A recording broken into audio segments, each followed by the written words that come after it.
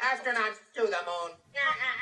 Ignition sequence start. 3, 2, 1. Houston, we have a problem. Liftoff. We have a liftoff. We copy you on the ground. You got a bunch of guys about to turn blue. What you're seeing here is a mirage. What's going on, everyone? It's Jeranism, back with another video for you today. I have a ton of projects that I'm currently working on, but I had to stop and report on something important. The other stories can wait. This needs to be said. First, and I mean this, let me warn you that viewer discretion is highly advised. This video is not suitable for underage viewers. Please make sure that you have no problem at all with adult content. There will be lots of foul language, as well as descriptions of sexual acts in detail, so trust me when I say viewer discretion is advised. Okay, you still here? Well then, let's begin. First up, you may have recently seen that Bryan Callen, actor, comedian, and podcaster, was a bit upset about the flat earth idea hitting mainstream. Let's see how well he handled it. Granted, they're not going anywhere. If you're getting your ideas of what the Earth, the shape of the Earth, from somebody who's a basketball player and not Neil deGrasse Tyson or something like that, then good for you. And you go ahead and listen to Kyrie. And but B, that's not fair. You don't know. Maybe he did listen to those guys, and maybe he listened to someone that he thinks is legit, or because there's other researchers. Sir. Let me tell you something right now. There's zero argument for the Earth being flat. I agree. So me and you are on the same here. Yeah. But let's say he listened to Neil deGrasse Tyson, and then some other, because there are some researchers who do, for whatever reason, think the world's they're not flat. researchers, they're idiots. But yeah, I hear you. Yeah. But they're scientists. Yeah, but if Kyrie Irving believes that, then that part of his brain is dead, and he's a dumb. I hear you. So go ahead and keep your eye on Bryan. He's the one on the right, in case you didn't know that. And watch his nervous tics. Like right now, he's grabbing his arm and his shirt. And just keep an eye on that, as he totally is triggered and gets very angry very quick. Yeah, but B, you're not a scientist. So No, I'm not. So why should you listen? Brennan. You're not a historian either. Definitely don't listen to me. Definitely don't listen to me, my friend. But we do. Well, because you can't just say if you're not a historian. No, this is or very. a No, this is very. That's what you just said. This is a very important distinction. Excuse me. When all of the science, when I'm an educated guy who's been alive for 50 years, and there's no scientist, and I mean there's no one who has been alive, who is even a writer, who is a scientist, who is an astronaut, who works at NASA, who would ever say that the Earth is flat. We put that to rest. We put that to rest. Even when Christopher Columbus was alive, most people who are educated knew the Earth was not flat.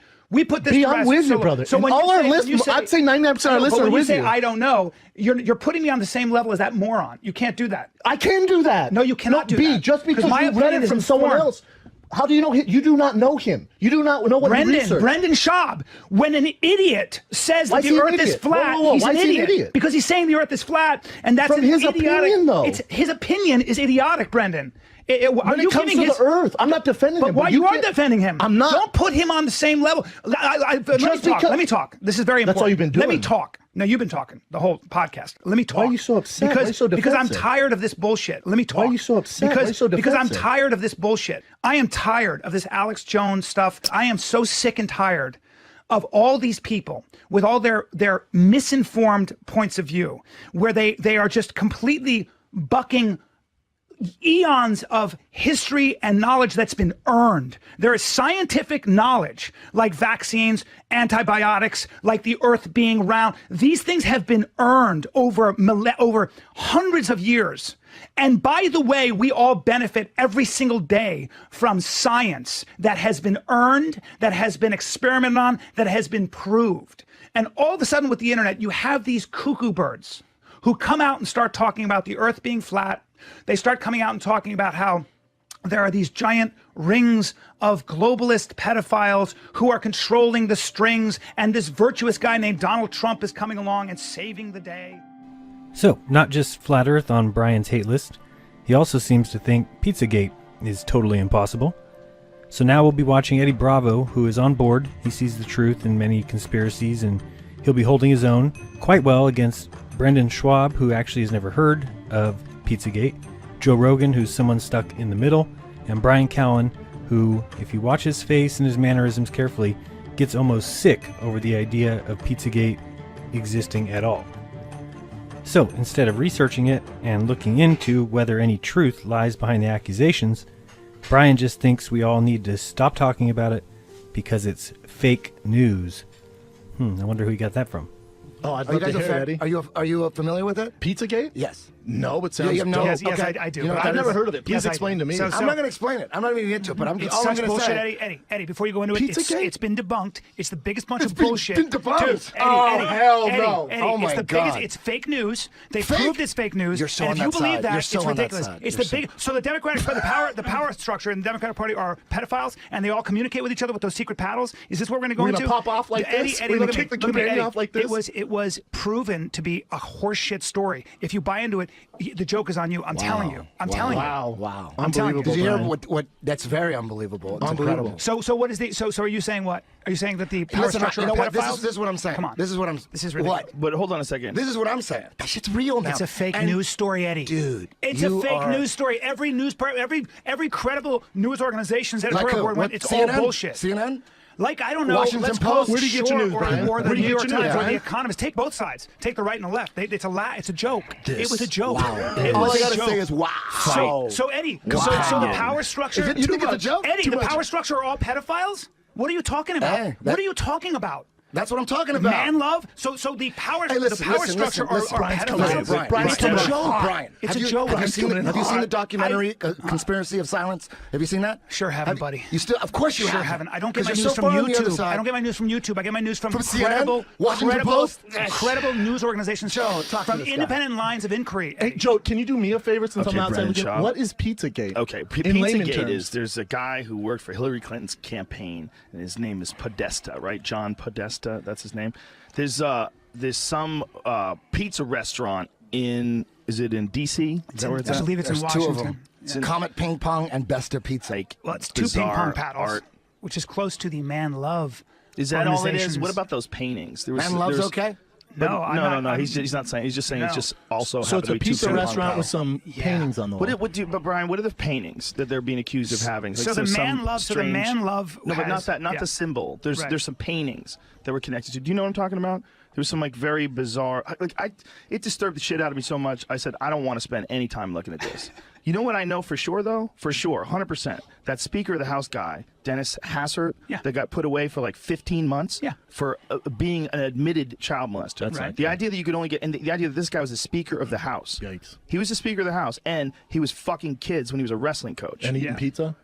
No, this is a different guy. Well, that was statute I'm just of trying to tie limitations. everything around. I don't know what it was. I don't know if it was because he's old and he's very sick and ill, but Yeah. it means nothing to me. The idea that you could get an admitted kid fucker and you only give him 15 months. That's shady. There's more to the story. And I can't I'm remember sure what there it was. is. I'm sure there is more to the story, but the facts remain that guy got a very short sentence and was the Speaker of the Eddie, House can you convince and me of was a Pizzagate? child molester. I don't mean, want he to. really 100% was a No child thanks. molester. Yeah, but there are always going to be pedophiles in that Right, group. but instead of having Clearly, Bryan Callen is very bothered by this story. He said it's been debunked, that it's a joke, it's been disproven, and it's a fake news story. But let's listen again to what he says here, because even after he has claimed that it's a garbage story, he says, right after Joe has finished talking about Dennis Hastert, that there will always be pedophiles in that group.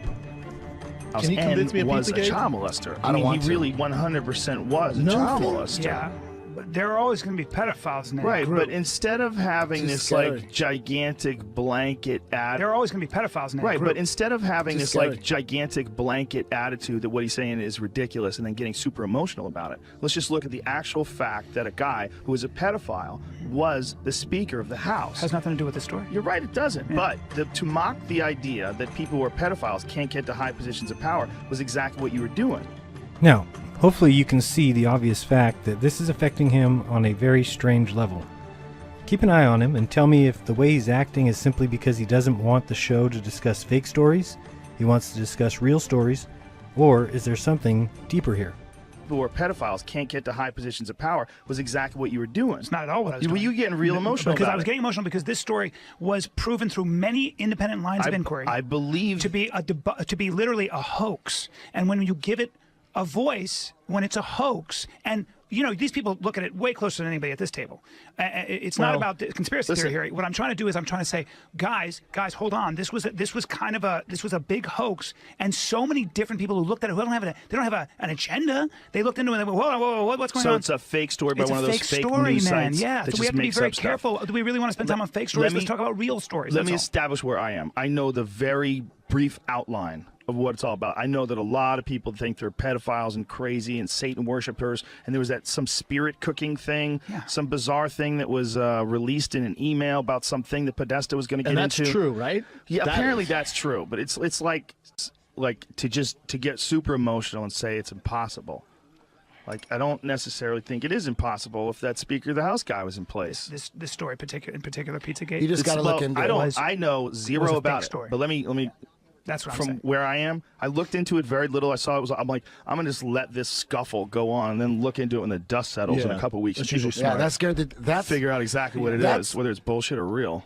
It made me looking into it made me want to shut the fuck up about conspiracy theories because people get killed God damn, with this Doug. shit. When you actually look into it, and I like Bryan Callen, when you actually look into Yeah. it with an open fucking mind. Yes. Just Narrow-minded. trust the Bryan government on Callen. everything. God shit. damn it, Bryan. I Like, trust the damn. government. I don't trust the Dude, government. you need to be a politician, bro. Eddie, you had me at would love PizzaGate. that shit. Some weird. First of all, that Podesta guy's like really into UFOs too. I know. There's smoke, there's So fire. wait, guys.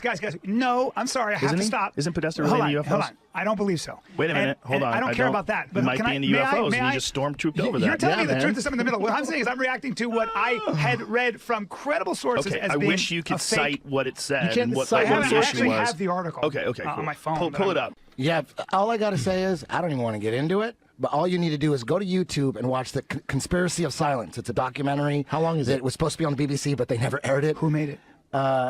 Your mother, Callen. No, who made it? It's important, right? No, it's not. It's not. No, Disney made it. How about But that? Eddie, don't Would you believe need it to, if Disney here, made here. it? What would. the hell is PizzaGate? Here it is, Jamie. I'm gonna give this to you. Hold on. Hold, please. Just tell everyone. him what it is, and he'll get it online. He has I a got the computer show as here. well. Fair Dude, characterization. you're always on It's the not official true. story side, Eddie, dude. You're one Eddie, of those Eddie, guys. Eddie. You're one of those guys. You're always. I read You are- credible these two news came in sources. hot. Washington credible, Post, not just CNN, Washington Post. I mean, not just New York Times. No, I read New York The Times, Economist, which is Washington the Post. second oldest magazine in the world. You read all the do you know how- propaganda. do You read know all the how- bullshit. Do you know how those editorial boards You work? study the bullshit. Eddie, do you know how those editorial boards work? Do you know?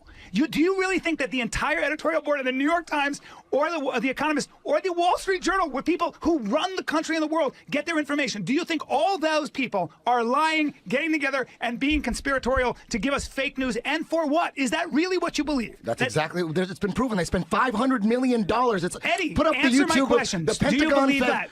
Do Yeah, you believe I it? do believe So it. everything I that the do. New York Times, the Wall Street Journal, the Economist reports Not is a everything. lie? Not everything. Then what, though? Just the agenda. Why? Just getting the agenda. Why?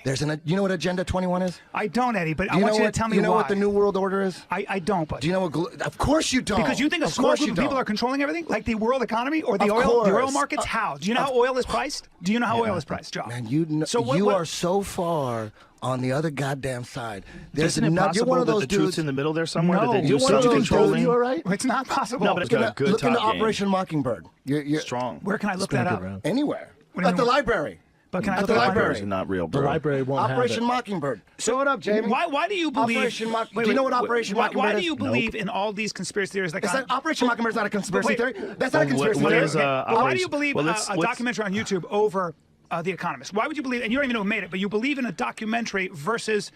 You're talking about some shit you've never seen. Just because it's on YouTube, it's like, it's not real, it's on YouTube. Well, what- you don't even Eddie- know what the fuck I'm talking about. Well, let's- You're let's- talking let's- about let's- some documentary there. You believe that documentary. You don't even know what it is. You believe that. How No, could you no, believe no, that? I'm You asking don't even know what it hold on, I'm is. asking why you You've never believe even it. seen it. Why do you believe it? Because I've seen it, Bryan, and I've seen people talk. We and don't- we and don't- there's evidence. I see the evidence. I don't read about it. I see Can the I evidence. step in as both of your friends? You had me at Pizzagate. Yeah. I want to know what it was. And then but I I went just off. wanted to say, because a lot of people on the internet want me to bring that shit up, and I'm like, I really don't want to bring it up. That's some scary shit. When you really look into it, shit that you've never done, when you actually look into it, when you look into We it, were almost out. doesn't We were even know. almost out. Operation Mockingbird is a CIA operation where they were to prevent and control communism infiltration. They thought it would be best to buy up as many different broadcasting companies, and they wanted to own the media. They wanted to magazines, newspapers. CNN is part of that shit. Anderson Cooper is admitted a CIA agent. He admits it. He goes, "Yeah, I was in the CIA. So what?" Anderson Cooper? Well, he actually worked for them like when he was in college. Is that what it was? Dude, when you're He in did your an internship or something like that. Dude, Yeah, it's you don't have totally to go to the possible. CIA college to be a CIA agent. No, they no, make no. I random think while dudes he was- internationally CIA agents Anderson and Cooper, assets. look at me. Anderson Cooper's not a CIA agent. He could be. Look into it. Guys, He Look into worked it. for the CIA. Look, CIA had tell you an something. Operation Mockingbird. We're Let's going to control the pretend- media. You buy into the And this is where things start to get interesting. You have Bryan Callen saying that this is a fake story and it's been debunked, but yet he's never seen Conspiracy of Silence. Link is in the description. He doesn't know anything about Agenda 21. He doesn't know about the New World Order. He doesn't know anything about Operation Mockingbird. He's never heard of Project MKUltra, which ran for 23 years officially. That doesn't even count what they kept on doing. Research in 80 or 90 different institutions in 45 different universities and more hospitals and prisons and pharmaceutical companies. All that. And then to just say, look at me, Anderson Cooper is not CIA, when it's already been admitted. Here's a little document saying, following his sophomore and junior years at Yale, a well-known recruiting ground for CIA, Cooper spent his summers interning at the agency's monolithic headquarters in Langley, Virginia, in a program for students interested in intelligence work. His involvement with the agency ended there, and he chose not to pursue a job with the agency after graduation, according to a CNN spokeswoman who confirmed details of Cooper's CIA involvement to Radar. And then there's another source from Mike.com, where in 2006, Cooper admitted to working for the CIA, basically saying that he only worked there as an intern during summers and didn't get to see anything, but I hope people are smart enough to realize, of course, they would say that even if he worked with the CIA. Correct? All right. Now things are about to get interesting. So first of all, we've seen how Bryan Callen kind of loses it, almost to tears really, when he's confronted with, well, first Flat Earth, but actually it was PizzaGate that really got under his skin. Now admittedly, I didn't know this guy till about a week or two ago, but I do enjoy stand-up comedy, and when I saw him I remembered his comedy and that it was weird.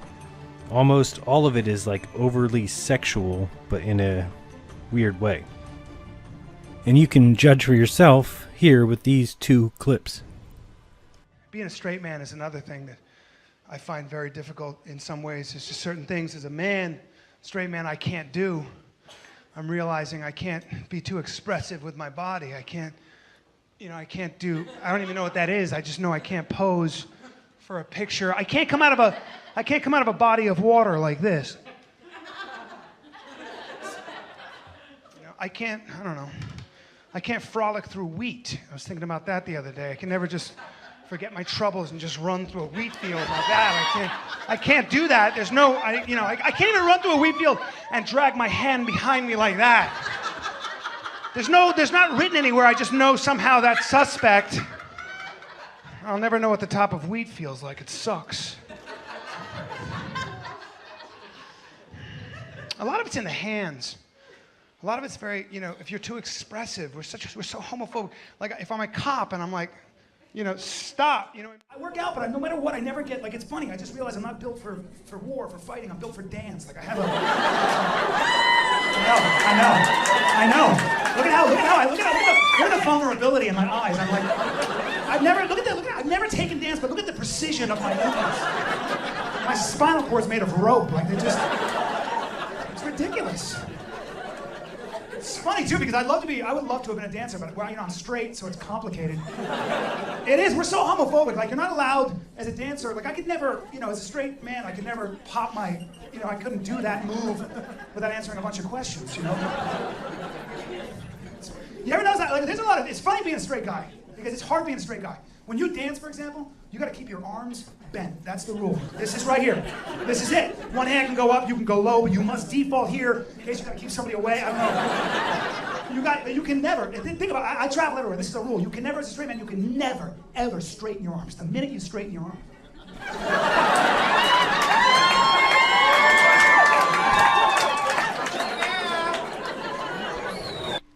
So you can judge for yourself on that one. There are a lot more clips on YouTube, so if you want to check him out, go ahead and do that. At times, he certainly comes across as a little awkward and definitely overconfident. Let's watch here as he pisses off Joe and Brendan with just the wrong choice of words.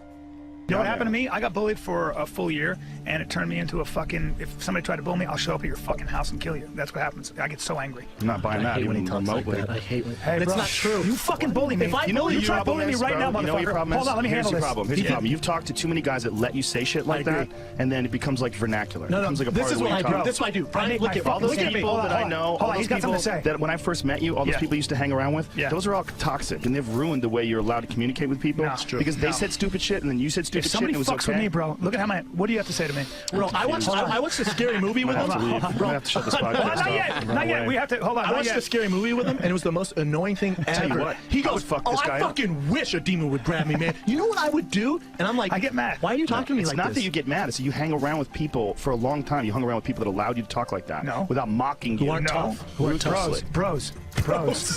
Bros, listen up. I will fuck some. You bully me, bro. I don't give a shit about your UFC bullshit. I will fucking come right at you. I could pin you on the ground right now and put You my could dick in your try. mouth. You could for try. no reason. You could try, and guess Just what? because it's the nice Guess what? Saturday I would morning. fucking come right to your house. Bang, bang, No, bang. you'd be dead. Joe. Would I? Yep. He needs friends like us because he gets Yeah. around saying that with guys who don't know. When Can't he wait to hangs box around today. with I a can't wait. lot of idiots. Now, things are going to get even more interesting here. You might have seen the show or heard of The Secret Life of an American Teenager. In that show, he plays the father who is abusive to both his son and wife. He eventually goes to prison on the show, but when he gets out, he actually tries to get his son to sell his baby for drug money to a quote-unquote nice couple, aka human trafficking. Then, getting back to reality now, things are about to get even more weird, because Bryan Callen has been molested. Not once, but what seems to be a few times. This brings up so many questions, and we will begin to add them all up shortly. So we will now listen to a few stories, and while I certainly have my ideas, I'm interested in what you guys think. So let's listen in and see if we can figure out just who is Bryan Callen. I went to your camp hand. out there. I got molested. Did you? Yes. What happened? Oh, you talked about I this. know, it You doesn't didn't tell matter. this story on the podcast? I don't know. It doesn't matter. It wasn't. I mean, It doesn't molested matter. What was. are you, a girl? You gonna tell us a story? Yeah, dude. Oh, it Well, doesn't matter. tell the story though. Didn't he? Well, didn't, yeah, like I woke Officer up- Greg suck your dick? So Well, no, I Someone woke sucked up. your dick? I woke up with Yeah. Dan. His name was with a fistful of a dong, and I Fistful? and I had a morning boy hard on, and I was like, "What's going on?" And he was like doing this. I was like, "I do this usually. Why is he doing this?" I remember going, "I do this. Why is he? I didn't occur to me." So I go to my buddy Donnie. old I were you at the go, probably 11, and I go to my buddy Donnie. I go, "Hey man, this guy, you know me. I'm like, this guy Dan was playing with my dick." And my buddy John goes, "He's playing with my dick too." And Donnie goes, "He sucked mine." And I go, "I'm telling my mom." So I waited like a little tiger in the tall grass. sucked mine. Yep. Donnie got his dick sucked. Yeah, Let's get yeah. it done repeatedly. He wasn't like Real a quick, violent- Callen got molested as a kid. Sure did. Wasn't a violent guy. He was probably a guy who he had a beard. I remember with a bald head, terribly athletic, not athletic at all. I threw a ball at him and he clapped like he was clapping at a bug. And then he just loved boys. And I went and told my mom. What'd you I tell your waited. mom? How'd you tell your mom? Well, my mom wasn't there, so she didn't come for about 2 weeks. And he kept asking me why I wasn't going on more trips because I was just taking. I was like not signing up for any more canoe Was it trips. just that one time? Because you were there for 2 weeks. It was Did you just get your dick sucked no. by I was Greg? there for longer than that. I was in camp for 2 months, I believe. He sucked your dick? No, he never sucked my dick. How close did he Donnie's. get to it? He just had. Well, he was. was hard. We were all in the tent. It was probably me and like a couple of guys, and he had his hand in my sleeping bag, playing with my little wiener. Give me like a jiu-jitsu position. Does he have you in side control? Nope, I'm lying next to him. Is You're he lying ski next to him. poling? And Oh, he's looking. ski poling. He's Because looking. tents are small, bro. Yeah. There's 3 kids. He's probably like this. 2 Oh, fistfuls, yeah, maybe. sucking Dunny off. Well, I know that I was You looking. were in a threesome with Donnie. I was looking. I'd woken up This like is this. weird. I was in a threesome probably. Probably. And This explains so much. I know. Why are you fucking rubbing your head? That's got to be an internet meme. This explains so much. so much. Callen was molested. I was molested. I don't know. It's fucked up to laugh, man. Why are you laughing at that? That's so And there's a rude. big difference between being molested and then being fucked. And so, you know, for me, and He I was knew minorly that. molested. You're crazy if you don't Yeah. think Donnie was fucking him too. No, I think Donnie. We need to Donnie didn't reach want, out to Donnie. Donnie didn't want me to tell anybody, and I was like, I'm telling my mom. I almost got molested by Croaks. Well, no, I remember I met an older dude, and we were. He was a cool guy. We hung out. That's how it starts. I always starts with older dude. We were in Wisconsin. In a sweatsuit. We're in Wisconsin, the North Woods of Wisconsin, summertime. And I remember I meet this guy, and there was this girl there. Oh, 2 girls, older. And we were like, How old we are they? I don't know. Who cares? Let's say 40s? 13 or something like that. Jesus. 14. It was so hot, and I was How old 11, were you? 11, 10, something Oh, they're young, not that even younger. Because I'll tell you why I know I was younger. So I'm hanging out with this guy, And old is he? we keep. And I was such a little pervert. How old is he? Well, I a don't grown know, man? but I'm going to tell you how I know he was a lot older. Ready? This is how you. This is why I'm going to. This is the point. So. I actually say we should try to have sex with those girls. I'm trying to conspire. I don't know how old I was, or at least I was like, we should try to see their boobs. I don't know what I was saying to him. He goes, yes, that's a great plan. So we're talking. He goes, come, we have to go to the woods and come up with a plan. So I'm like, no. yeah. So I'm like, all right. So we go to the woods. God damn it! And No then wonder you've been molested several times. the next thing I know, this is coming to me now. The next thing I know, he pulls his pants down, and I notice how hairy his ass is. So I go, that's weird. There's his dick in his ass, and he lies down, and he goes, do you want to rub on top of me or no? And I go, I don't think so. I was like, rub on top of me or no? And I was young. He was bent, legs straight. Lay down. You want to rub on top of me or no? And I go, I don't think. I looked at his hairy ass. Yeah. I saw the crack, and I was like, do I say yes? I was like, this is vaguely sexual, and I go, no, I don't think so. So then he gets up and he goes, all right, well, just hold on for a second. And he starts, I'm gonna show you something. And I go, all right. He starts jerking off. Oh, jeez. And I go, all right, I've done. I tickle my 222. I used to rub it on the Tickle bed. my tutu? Yeah, that's what my mother called it. So I go, so he's wanking off, and that was the first time he goes, hold on, ready? And I go, yeah, and he comes. On you? He busted in your face? No, not on my face. He just shoots, and I go, what the fuck? I go, what's that white? I couldn't believe it. Seeing white stuff. It was the first time I saw somebody ejaculate. Bro, hold on. Jesus, you were watching this dude jack off in the woods for a solid 4 minutes. Hey man, And it you're just came to encouraging me. him? What were you saying to him? I don't remember. It was so long ago. He goes, Yeah, he kept Jim. going. He Yeah, kept get going. it, Jim. Hold on. What do you call this, mister? Yeah, hold on. He was like, watch this. Wait for it. Wait a minute. Hold on. Wait for it. Oh, yeah. And then What's he goes, gonna happen? boom. And then we went. And then we left. And we went and spied on those girls. You hung out with him after that. I did. I sure did. You yes. watched a grown man jack off, bust near you, not on your face. Yeah. Then you went to go find chicks That's with him. right. So you know I thought about it because I thought that looks like Pure pressure. like The guy be down there. You might be surprised. Right. They'd be like, I was like, I would not be surprised. I just thought I could pretend that's a girl. I could rub against that and You pretend can it's a girl. pretend it's a girl. What? Wait, hold on. It was a crack. Where the fuck? Are you revealing? Just like is this a confession thing? Guys, Where, like you wanted is to there let cameras a on me? little bit of. What bothers me about the story is you watched him for several minutes jack Sure off and did. ejaculate. Sure did. I didn't know. My guess would be that there was some parts of that story left out. But here he just tells a very strange story that he says he actually does this, or rather he thinks this daily. Really, really strange. Have a listen. I think everybody does that. I do something even. I do something even more ridiculous. I daily have a fantasy that I live in a part of the world where gangs are running everything, and they're terrorizing my village or my That's town. Los Angeles, Bryan. Yep. And what I do then is I push a food cart. I'm humble, but I have a small gun with a silencer, and I kill all the bad guys quietly. And they're like, "Who the fuck is killing us, man? What the fuck is going on?" And I'm like, "Would you like another Is this hot the dog? plot of The Professional? Would you like some?" Yeah, that's literally how I. The fuck? I think about how I protect You're myself. totally sane, all of you. I feel like Eddie Bravo. Well, that got weird. Callen got weird. Okay, so if you thought it couldn't get any stranger, oh, you are mistaken. Bryan slowly starts telling us another few stories here, and I really have trouble believing some of them. Perhaps you'll see things the same, or maybe it'll all make sense to you. Who knows? Let's test it. Let's tune in. Yeah, I'm in USA. I'm a young man, and I'm dancing and with my buddy, and I meet this. I have a weakness for Latina girls, right? Little petite, curvy. I see this beautiful Latino girl. She's got this black ponytail. She's got that caramel skin. This cute little ass. My dick is getting hard. And I know. And this tight. I'll stop touching and it. she's dancing. She's dancing. She's dancing. I'll start touching it. He said stop. I'll stop touching it. Sorry. So she's dancing. Okay. And she's dancing, and she locks eyes with me with the eyes of a fighter. I mean, just looking at me, and I'm like, all right, well, that's my wife. That's my wife right there. I start dancing with her, and we're grinding, we're dancing. She smells like fucking apricots. I don't remember what she smells like, but for the story, she smells like fucking apricots. And we start making out, and I mean bub slapping on the dance floor. And sometimes when you're that attracted, everything else melts away. You just see that one person. Yeah. I'm a little drunk, and I'm kissing her, and it's romantic. I mean, deep. Now, see, for me, so far, I can't even say I believe it up to this point. He talks like someone who is telling you a story, but not an actual life event. He's describing it as it's very passionate and it's very romantic. A first kiss with somebody on a dance floor at a club. Okay? He describes the girl that he's looking at and is looking back at him as locking eyes with the eyes of a fighter. Okay, maybe it's just me. That's probably the last way I would describe that particular moment. Then to say that she smelled like apricots, following that up with, well, I don't remember what she smelled like, but we'll say for this story that it's apricots. Anyway, I'm literally like, I'm gonna fuck this girl right here in this club, and Right. you know, so you cuff me, go fuck yourself. I was just in love. I'm gonna get her. This is my girlfriend. This is, Right. this is my girlfriend forever.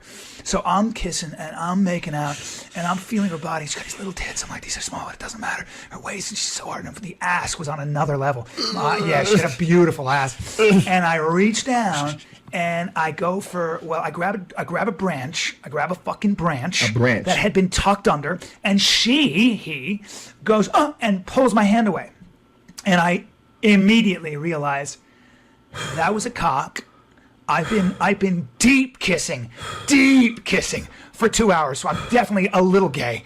I mean, deep kissing, and I just grabbed a cock. You ever felt? How did you not know? You ever felt a cock in tights? How did I not know, dude? Because can't know. she You can't know. she was taking hormones, obviously. Secondly, she was already like had that skin, Latino or Filipino, whatever she was, where she just didn't have hair on her body. She was petite. I keep saying she. keep saying She's such she, a girl. because he doesn't want to believe. And you know, Yeah. but here's this. Here, ready? Here's why I'm a good guy. Here's why I'm a really fucking nice guy. You let him suck your dick. Nope. I looked in her eyes. She was so hurt. His eyes. He was so like, he was just like, please, let this be. And I'm such a fucking. I felt so bad that I go back in to kiss her. I kiss him for another like 2 seconds, 3 seconds. And I go on the lips. Of course. What? I didn't want to be rude, you fuckers. Now listen. I'm not done. I'm not done. Yeah, that's I'm totally not done. gay. Ready. I go like this. I go. Oh fuck. I have an ulcer. would love to hear your comments on that one. I'm not sure I believe much of that story. Maybe some, but not all. So let me know what you thought. I can't believe you went back in to kiss. You gotta be. I didn't want to be rude. No, yeah. What? Wait a minute. That would have been the opposite. Some person pretended to be a girl and tricked you into kissing him and never even told you something that for a lot of guys would make them violent. I know. I would have gay bashed. For a lot of guys. I know. Would you really? I would have been mad if this person tricked For a me. lot of guys, it's an experience And that that's they our didn't first- want to have. I don't really give a fuck. Okay, for you, but for a lot of guys, it's an experience that they don't want to have, right. and someone tricked them into doing it, and they could get All violent. right, for the next story, it's about his 2 ex-girlfriends from about 10 years prior who somehow end up at a restaurant together. And like 2 girls usually do when they are talking about their mutual ex-boyfriend, they discuss it and decide to give him a call and invite him over for a threesome. So let's listen in. We're drinking wine. I'm fucking getting them all plied up, talking about it. I could see the 2 of them, the 2 girls, are all over each other. And I'm like, oh, you want to use me as a bridge to have an experience with each other. How interesting. My 2 old girlfriends, who subsequently asked me to have children with them, by the way, just to use my sperm, which was very flattering, but I had to say no. But anyway, so... Alrighty then. And then he calls his friend and has him meet him over there to make it 4. Got to make it equal. Okay, so I'm like that. Jimmy Burke goes, hey guys, let's go back to I call him the maestro. He goes, let's go back to my place. Let's go back to my place. I'll build a fire, got some weed. I'll make some fucking chocolate chip cookies. How's that sound? Weed, fireplace, chocolate chip cookies? They're like, yeah, okay, sounds good. We get to the place. He goes to the kitchen to start whipping up chocolate chip cookies. He's bringing out some weed. He goes to the kitchen, brings out weed, brings out a joint. By that time, I'm already naked on the bed with the girls. I'm already naked. And he's like, what the fuck is this? This is fucking, fuck the weed. This is fucking great. And I'm like, okay, I got my cock and one girl, I'm like working my balls. I'm like, looking at him. I go to Jimmy. I go, I'd rather be nowhere else in the world right now, bro. This is the place to be. This is the greatest experience of my life. Literally, like I'm living a porn right now, and I love them. They're both my girls. So Jimmy's like, let me take my clothes off. He looks like a red bumpy pickle, by the way. He's fucking hairless, got a piece on him, and I'm like, that's just not attractive to me, but whatever. So he's trying to get this girl's pants down. He's got a tongue literally that goes, literally he could catch fucking flies with the tongue. He's like one of those frogs. I'm like, Okay, so I took out a little bit of the story, and basically we pick up after, for some reason, these 2 girls are now asking the 2 guys to do things together. We'll pick it up from there. I don't like this. You guys need to do something together. I don't like this. And I look at Jimmy and we go, we don't do that. I don't do that. See, I don't fuck around with guys because it's not that I'm homophobic. I'm just not attracted to guys, and I definitely have a hard on right now, and so does my buddy. And there's no fucking. That's bad enough. We're about 2 feet away from each other. I'm not doing anything with my buddy. And this is the girl that Jimmy was trying to eat out, right? Yes. Of course. So she's Yes. not liking Jimmy eating her out. Right. She's trying to she like. didn't know him, and she wanted really. She was more into the girl. She was into So she says, to Jimmy. She goes, and Jimmy could give a fuck. He doesn't give a shit. He's down to go. And if he has to fuck me in the ass to get to this game, he's like this. I can see the look in his eyes, and he's fucking like, let's go. What the fuck do you need me to do? She goes, I want you guys to make out. And we had done a play. We wrote a sketch where we make out as a joke. And I go, no, I don't make out with guys. It's disgusting. I can't do it. I had to do it. There was a part. You said you wrote a play that you guys could both make out with? I wrote this play just so we can make out. Listen, I can't make out with dudes, but I did write this play where I make out with dudes, and I penned every letter. And it's unfortunate that it had to be that way, that I had to make out with a guy. But I mean, that's what I wrote. Did I hear that? It's what I wrote. It's called Kissing a Boy. But the point is this. It's called Why is my dick hard? Why am I crying? Why? Okay. It's called Why Am I Crying? And why? Anyway, so before I can even do anything, Jimmy goes, I'll fucking kiss him. He goes, get over here, you fucking pussy. I go to Jimmy. Oh my he goes like, God. pulls me away. He goes, you happy? She goes, yeah. Goes down on him like that. So now I'm back to my girl. And we're locked in and we're making out. And all of a sudden I feel the other girl's ass, hand around my ass. She goes, you feel good, Bryan? I'm like, yeah, it feels fucking good. Whatever. And all of a sudden I feel like I'm not an ass play guy, to be honest with you, but I feel like a finger going in my mug whistle, if you will, if I can channel. And then I feel what feels like a Greyhound bus in my ass. You understand? A Greyhound bus in my ass. To which I go, oh, like that. Exactly what I went, oh, like that. And I turn around like this. I'm stuck. All I can do is go. I arch my back. I turn. I go, oh, like that. And my buddy's got his thumb in my ass, and he goes like this. He goes, you fucking pussy. Oh, and close it out. You know what happened? Bad man stuff. Now let me explain why and how. She said to him, I'm not going to do any more. I will fuck you, but you have to stick your finger in his ass. You don't have the balls. And Jimmy goes, what? I don't have fucking... Alrighty, I'm going to go take a shower now. So you might be surprised, Bryan is not quite the same Bryan I thought that I'd be listening to at this point in the video. Well, we've got one more story, and if you didn't really realize yet the flow, it's about to get even more weird still. So here we go. It reminds me of a story I experienced. It's a story that Bryan was telling me yesterday that was so good. I said, stop talking. Yeah. Stop talking and tell me this tomorrow. Well, look. You can't tell the names involved. I can't tell the names. There was a celebrity involved. This is a very significant celebrity. Yeah. When we were growing up, this celebrity was a big star. Yes. But I'm driving to Venice.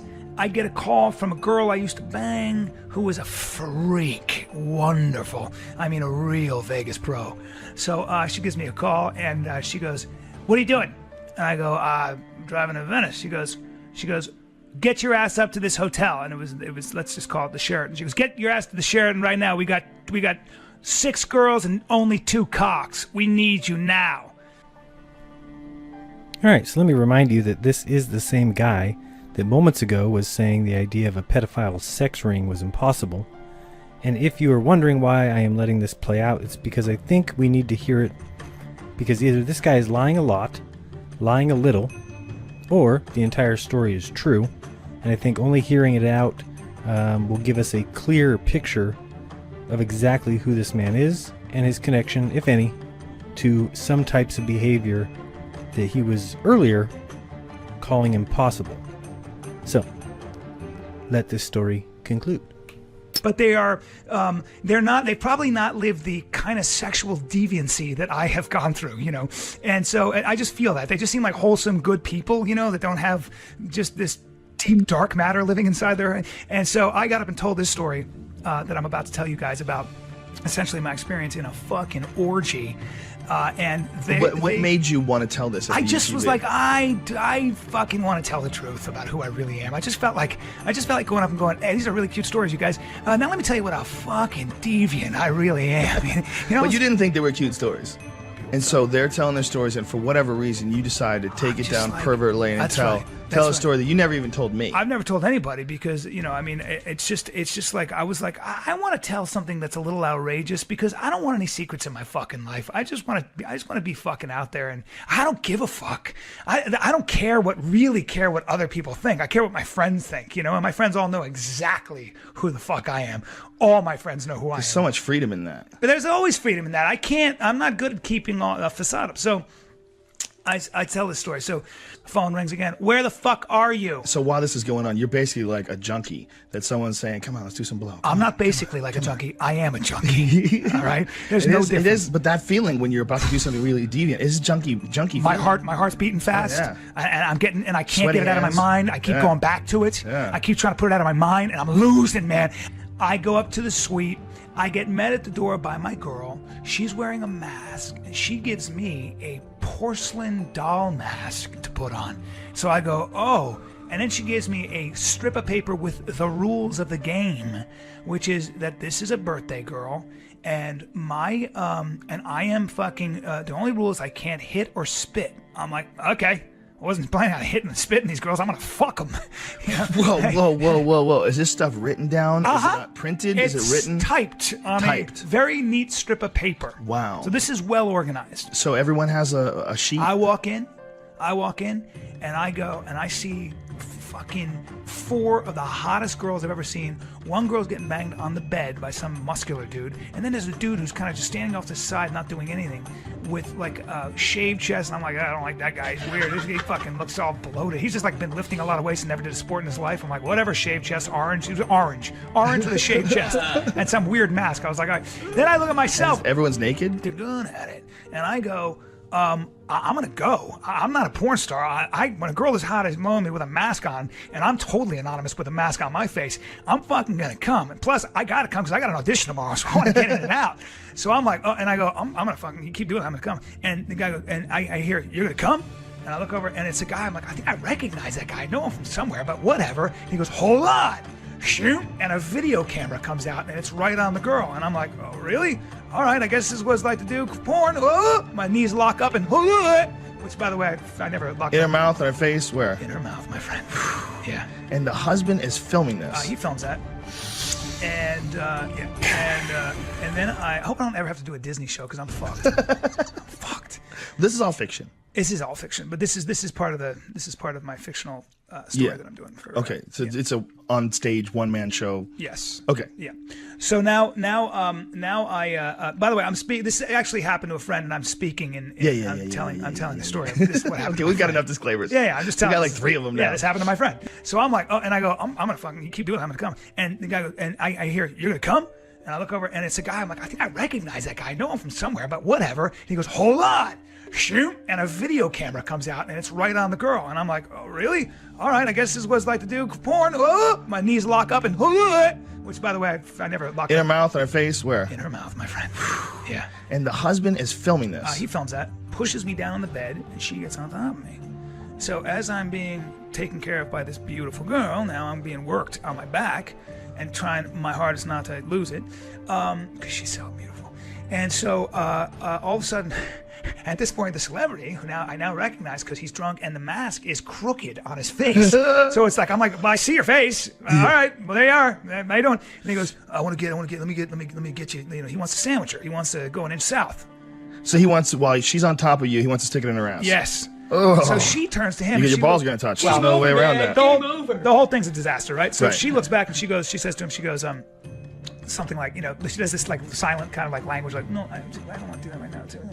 And he's like, come on. And there's a debate going on. So finally she's like, he's back to me. And we, by the way, we're connected. We're making love at this point, okay? Yeah, your dick's in her vagina and his dick's in her butthole. Well, he tries, but he can't get in. How many times did his dick touch yours? Never. I mean, if it did, it doesn't matter because I wouldn't have felt it anyway. I don't care. I'm not squeamish. There, I said it. Really? Well, I don't know. I'm too into this girl. I'm into this girl. Well, okay, so he's got a fungus on his balls. I don't know. I wasn't even thinking, dude. I was just like, this is an experience. I'm already done. Okay. I'm already fucked. So he can't get in, and he goes, what the fuck? I can't get in. And she turns around and goes, don't fucking blame me. I told you I didn't want to do it. And they start having a fight about not being able to get in her ass as I'm having sex with her. And they're having a fight, and I'm thinking to myself, I look around and I'm like, this is the beginning of the end in this relationship. This is a weird thing to fight about. There's another issue like that, you fucking like, yeah, that's whatever, I get that, but they're swingers.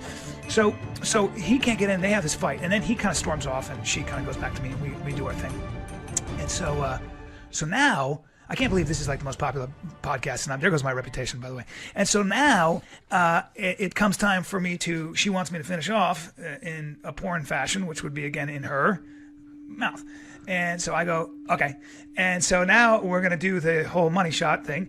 And it's been a long time, and I just lose it, right away again. And as I'm, coming, I see Mr. Celebrity come running around with the camera, and he comes around and he goes, oh, oh, fuck, honey. Why'd you let him come so fast? I wanted to film it. And she goes, what am I supposed to do? Stick my finger in his dick? Don't be an asshole. I don't have any control of it. And now they get an argument about that. And as their argument, I'm like, all right, thank you so much. I throw out my fucking pants and I run the fuck out of there. And I need to know who this is. And by the way, then they got divorced. Have you ever seen that guy since then? No. All right, so what exactly did we just listen to? In a weird way, it kind of reminds me of the whole Milo situation on a small scale. If you've been paying any attention to the Milo controversy and his recent resignation from Breitbart, I have a personal problem with it. Just that Milo discussed being raped by a priest at the age of 13, where he describes it as a positive experience, and he discusses various Hollywood boat parties and house parties where he would not name any names of the people who actually ran these parties, where he said there was very young boys who were doing drugs and having unsafe sex. So that is the problem. He's not telling us, for instance, who this priest is that molested him, or who ran these parties, plural, where children were actually given drugs and raped. And is the priest that touched him still touching other boys? And what about these men that were raping these children? And why is he not helping them? So that's my issue with Milo. I understand that he made it work for him, and that's good, that he didn't let it get him down, but I also wish he'd realize that there are countless other boys, or very young boys, who he could really help by releasing the information that he has. He chose not to, and to address it in a nonchalant way, and I think he's paying the price for that now. But let's get back to Mr. Callen. So with Bryan, I'm just a little bit confused, because when someone is involved with these Illuminati or elite sex parties, usually you're invited, you're part of a club, and I would guess that they would have the info on these other, lesser known pedophile rings, for example. I mean, what doesn't quite fit is his reaction to the idea of PizzaGate. I could see some sexually shy person maybe thinking that PizzaGate is impossible. I, for one, am having a hard time, however, imagining a guy who's wearing a porcelain mask getting filmed by a husband while his buddy has his thumb where the sun doesn't shine, and where you're making out with transvestites in see-through booths, that kind of person in Hollywood doesn't know anything about pedophile rings, has never heard of it. I mean, we're talking about to the point where he thinks it's impossible, that it shouldn't even be researched, it shouldn't even be discussed. It's a fake story. To me, I'm having a hard time believing that. I think that his reaction tells me something else. Do I know what? No. But let's look into some of these things that are going on elsewhere in that crazy world. Let's look at Bill Maher. Bill Maher is actually supposed to be a member of one of these skull and crossbones style secret society sex parties, where recently an agent was able to sneak through, and as soon as she saw him with a sea of beautiful women, she went up to him and asked if he was a Leo, since he was wearing a lion pendant around his neck. And he said, no, they make me wear this stupid thing because I'm a member. He replied as stroking the back of his date, a pretty younger woman in a short black leather dress, said the agent. Also, Bill Maher has made several comments on his show before that certainly don't seem in line with the values that most people hold. Let's watch him here on his show and tell me if you think your values align with his. The cover, Mary Kay Letourneau, the teacher from Seattle, who is in jail because she is in love. That's how I view it. I admit that it's unorthodox. She is 35. The boy is 14. He was younger when they started. But the big story Has this he been week. bar mitzvahed? Have I? No, is he? Oh. Okay. But she is pregnant again. That was the story this week. With the second child by this boy. So basically they're having a family, and they're keeping the mother in jail because she won't conform to what society feels should be the perfect American family. Yeah, it's perfect. My dad's 14-year-old older than me. Absolutely sickening. What Here is is a woman who's over 20 years older, and she raped this kid. Raped Well, Come on. she forced. She what? forced? How do you know? And how can you? Well, how do you know that she didn't rape him? How can do a you woman know that she didn't seduce him? How can a woman rape a man? I think that an older woman can manipulate a young kid, and I don't think it's really healthy. I don't think it's healthy for a kid who's going to be 14 with 2 kids out in the world. I think the children will grow up fairly damaged. I think that kid's going to grow up fairly damaged. So you're on her side? Yeah. Okay. So it sounds like Bill Maher has no issues with a 35-plus-year-old woman, a teacher, and her having sex with a 13-year-old boy because, as he put it, how can a woman rape a boy? Well, Bill, the boy is now 13 with 2 children, and if you don't realize that that boy will be 20 in 7 years, and perhaps he'll go looking elsewhere for probably somebody his age, considering he wasn't quite old enough to get into a relationship to start with, and wouldn't even have known what he was doing anyway. And so now he's going to leave a wife and a mother of his 2 kids stuck to raise them on her own. And even if he did stay, I'm not really sure you should be a father if you don't have a driver's license. So Bill Maher does strike me as someone who would be at these eyes wide shut type parties, and especially since this is not the only time that he's made questionable comments regarding this kind of behavior. He also said recently in a quote, Playboy asked him, "Are you saying teachers should be allowed to have sex with their 13-year-old students, as she did, and not go to jail?" And Mayer responded, "I think it's a little offbeat, but you know, I believe in the double standard. If a 28-year-old male teacher is screwing a 13-year-old girl, that's a crime. But with Deborah Lefevre, another teacher who had sex with a student, screwing her 14-year-old boy student, the crime is that we didn't get it on videotape. Was he being taken advantage of? I wish I had been taken advantage of like that. What a memory she gave him. I would think he's a champion among his friends. Are you kidding? Even with Michael Jackson." So it's comments like that that, show somebody's lack of understanding of what exactly you're saying there. So it wouldn't shock me at all if Bill was seen wearing a porcelain mask and sleeping with girls that are barely old enough to buy a lottery scratcher. And back to Bryan Callen, it's time to see what else we can find that might help us figure out what exactly is going on with the way that he reacted towards PizzaGate. Well, let's look at his father. So, wouldn't it be interesting if Bryan Callen's dad was a bigwig somewhere with some possible pull? Well, that certainly looks like it is the case. His father is Michael A. Callen, and he looks like he graduated from Georgetown with a Master of Science in Foreign Service, an MSFS. He started his career with Citibank in New York in August of 1965. After a year of training, he took up his first overseas assignment in Manila in 1966. Then he moved to India in 1967, managing several divisions in Bombay and Calcutta. In 1972, he assumed overall responsibility for the bank's business in Lebanon and Jordan and Syria, while continuing to supervise the training center. He then went on to Pakistan, so he's definitely getting around. In 1978, he moved to Saudi Arabia as a senior officer for Citibank's business in the Middle East. From 1982 to 84, he was the head of all money market and foreign exchange trading for all of Citibank in North America as the bank's treasurer. During that time, Citibank gained significant market share.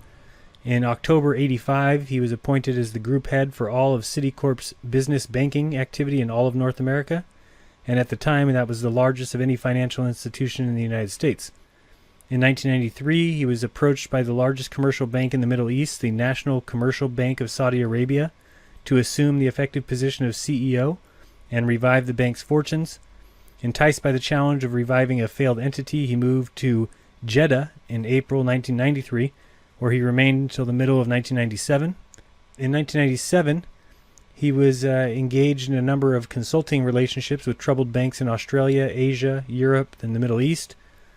His work and that of the team in which he forged usually involves restructuring of the bank's wholesale strategy and a training of all its staff.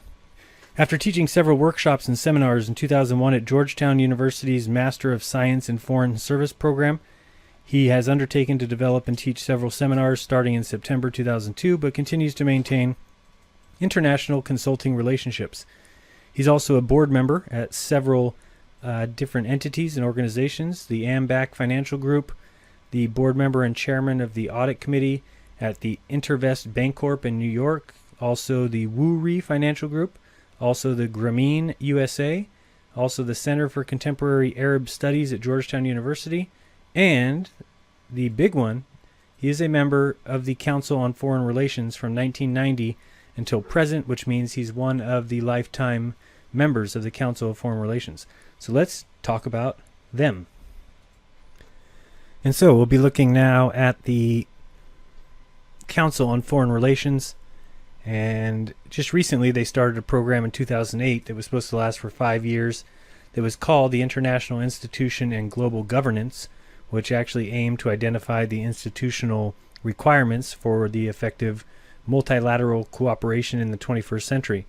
So this has been in design for years, and the controversy that surrounds it has been basically the subject of debates over sovereignty, as well as the subject of numerous conspiracy theories.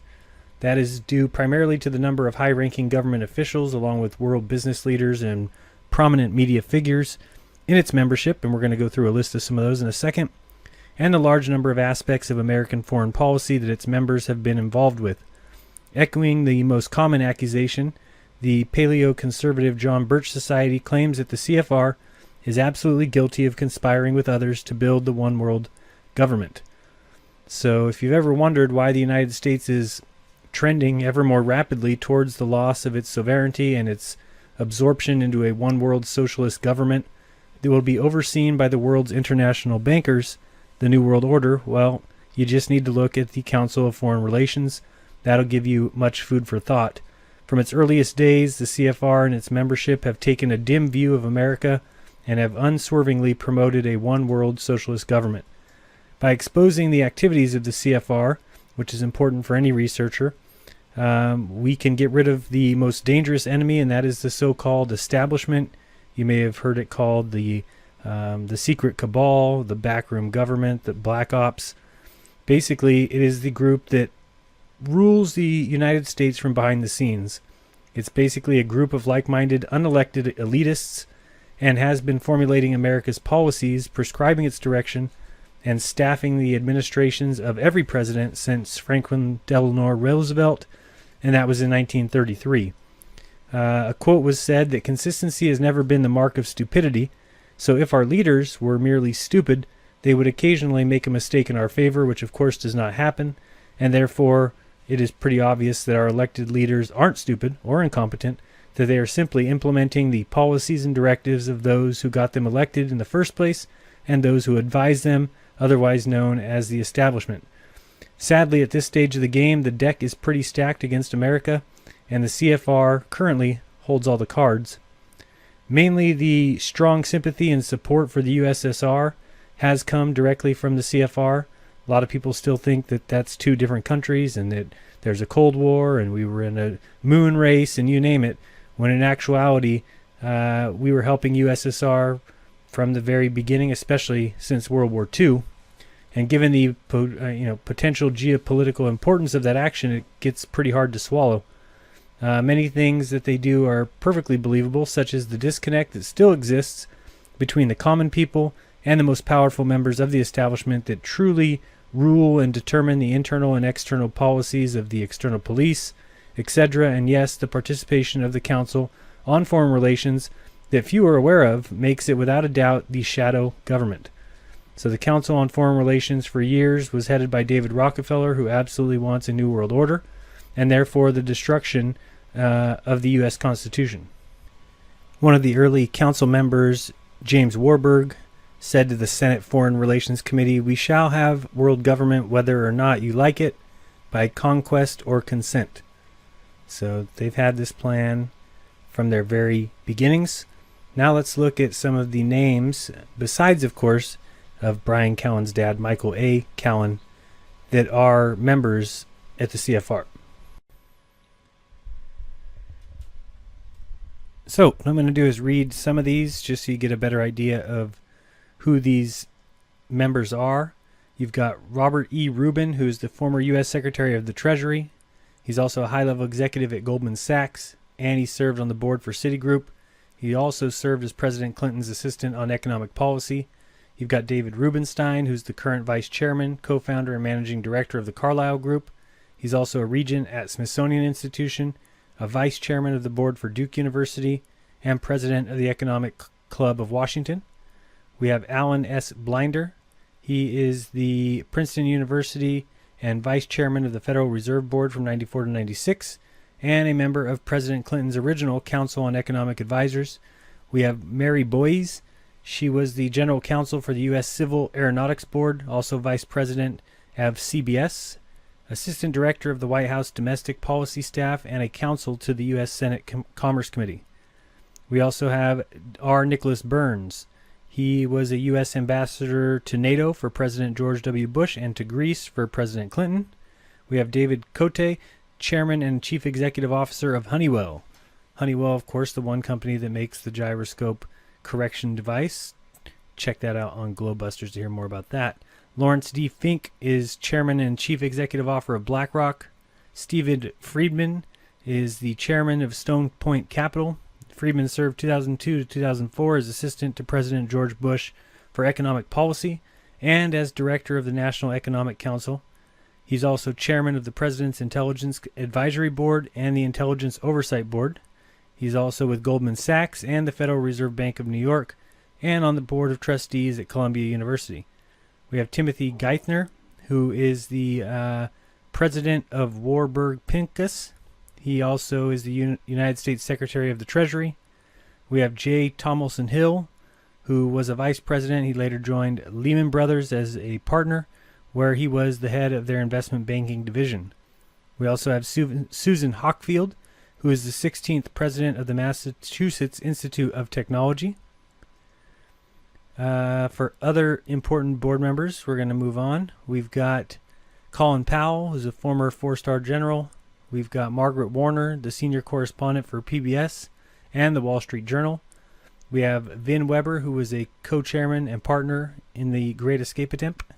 We've got Peter Ackerman, who is the member of the Executive Council for the International Institute for Strategic Studies. Madeleine Albright, who currently serves as the U.S. Defense Department Defense Policy Board. Tom Brokaw, special correspondent to NBC News and member of the Intelligence Advisory Board under President George W. Bush, member of the Economic Recovery Advisory Board under President Bush. And so, if you'd like, you can go through the rest of it. I'll leave a link in the description. There's a lot more names, and all the way down till you get to people like Maurice Greenberg and David Rockefeller, and even more, Ann Fudge, Leslie Geib, Thomas Glosher. So lots to learn there about the Council on Foreign Relations, and now it's just about figuring out what that has to do with Bryan. Let's continue.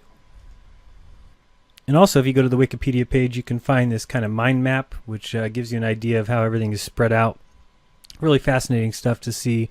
Up at the top, you can see Boeing, which is a branch off of Fannie Mae, off Fleming, off Eastman Kodak, off Morgan Stanley. You can drop down from the Council on Foreign Relations and see the individual people like George Soros, Richard Haas, Richard Solomon. Over off to the right, you can see Raytheon, Citigroup. You can see Clinton cabinet members. You can see Harvard. You can see Ford.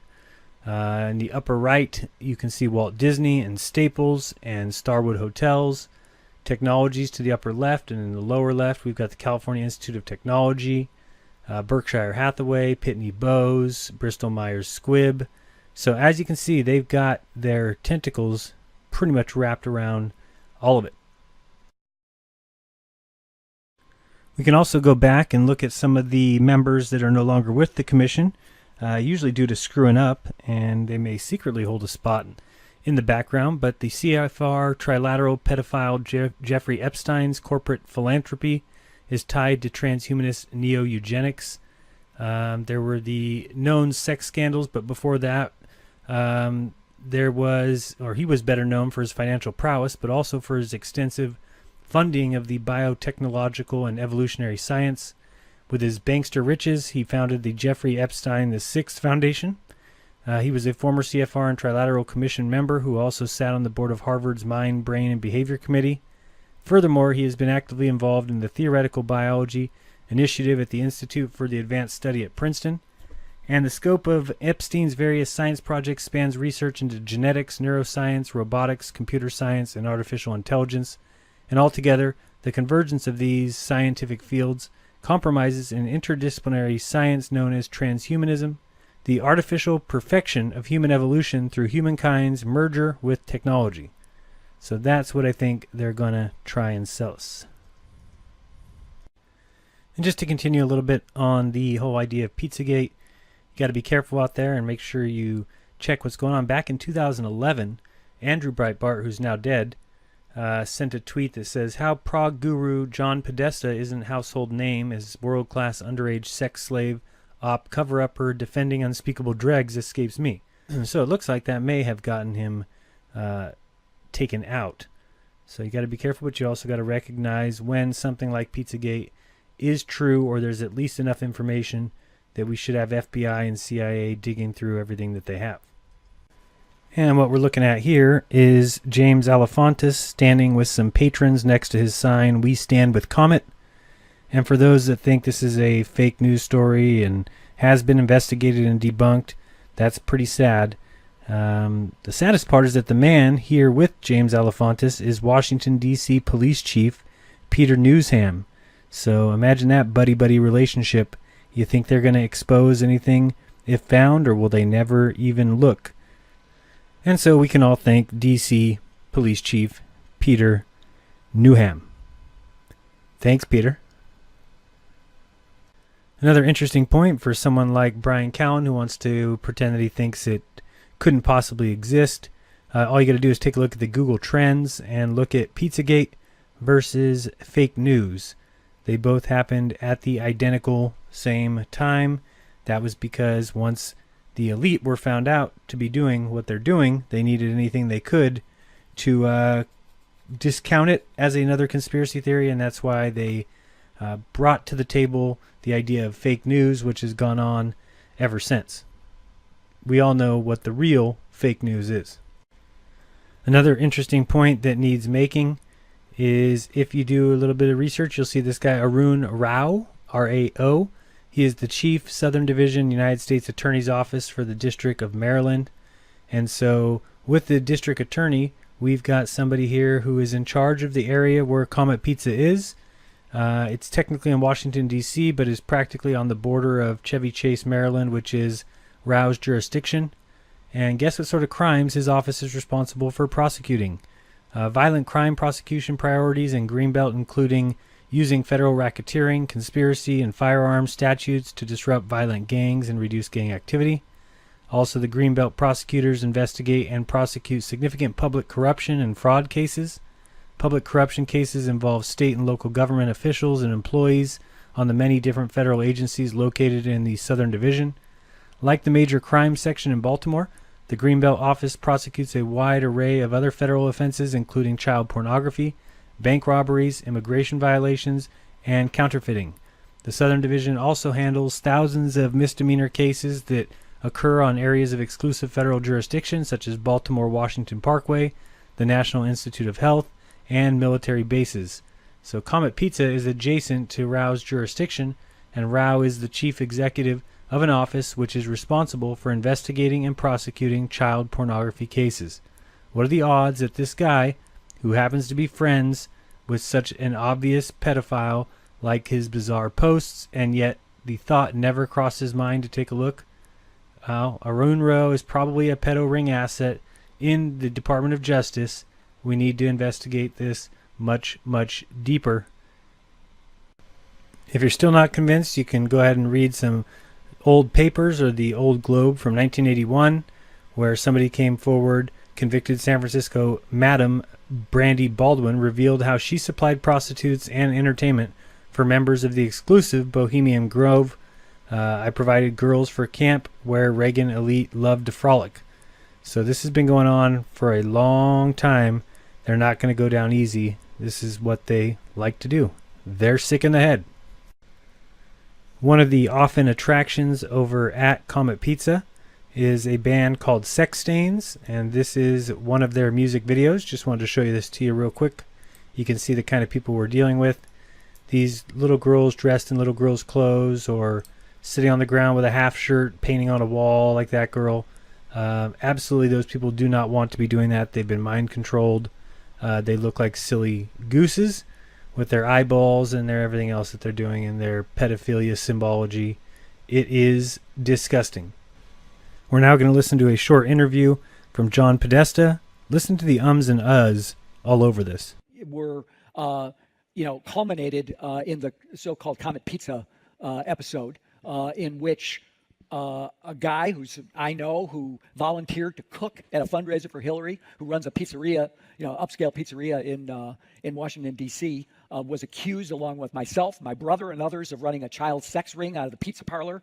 Mainstream media debunked that instantly. I still have some questions about that, by the way. But you can't pull that back. Yeah. And that ended up with a guy from North Carolina, if I remember right, getting a gun, driving to Washington to do a self-investigation of what was going on in the basement of the pizzeria. I don't think the pizzeria had a basement, by the way, and firing his weapon. So for the employees there, for James Alefantis, who was the proprietor, for people on the in the community, this is a horrifying episode. Sure. But it's very hard to pull this stuff back. And Trump peddles it. His people peddle it. Bannon peddles it. Breitbart peddles it. He still calls Alex Jones and talks to him, and the Infowars conspiracy theories. Sandy Hook didn't happen. It was all made up to try to take your guns away. All that stuff exists. You don't see it. You don't feel it if you're largely living in reality and in a mainstream media world. But it's undermining our democracy, and I think that the companies themselves, they've taken some steps. They have a lot of responsibility. Companies like Facebook, Google, etc. Right. To do what they can to essentially not enhance this, not to create a ecosystem where the fake news it rose up, undermining our democracy. It's undermining those democracies, and the Russians know how to play this game. So they did it with they intervened directly by the use of bot farms, etc. And I think that I'm not I don't know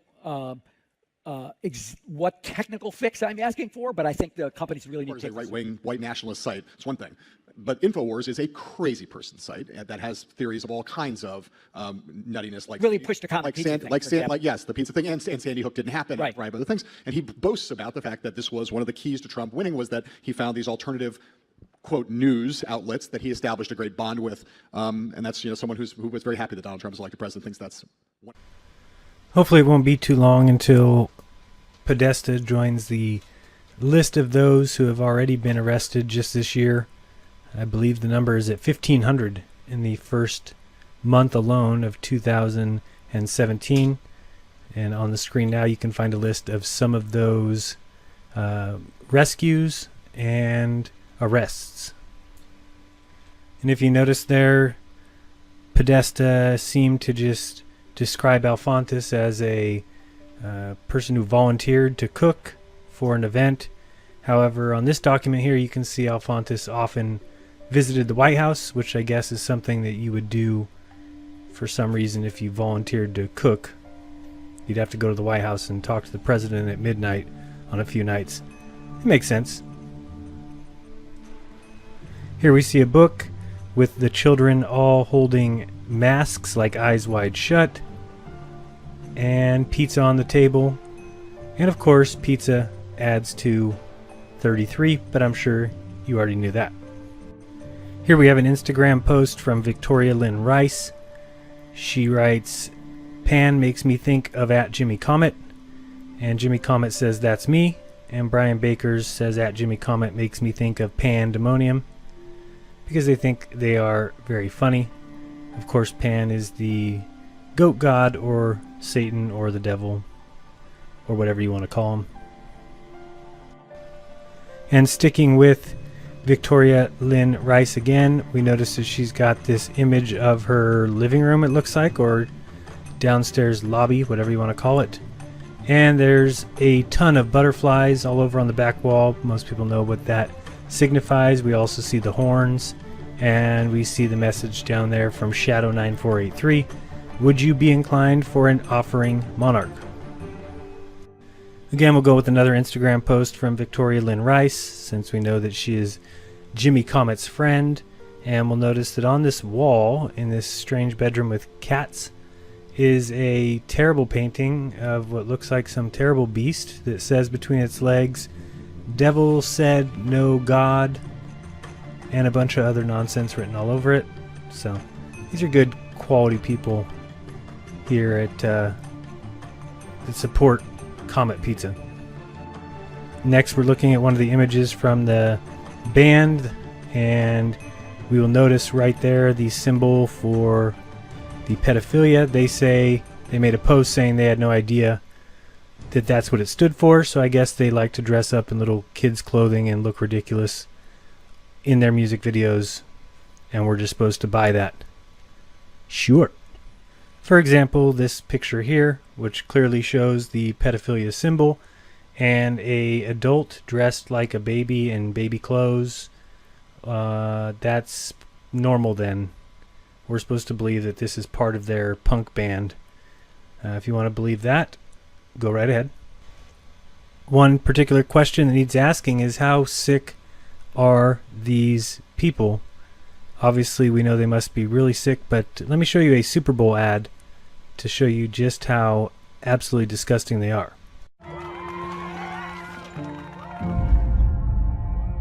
What do I tell my daughter? Do I tell her that her grandpa's worth more than her grandma? That her dad is worth more than her mom?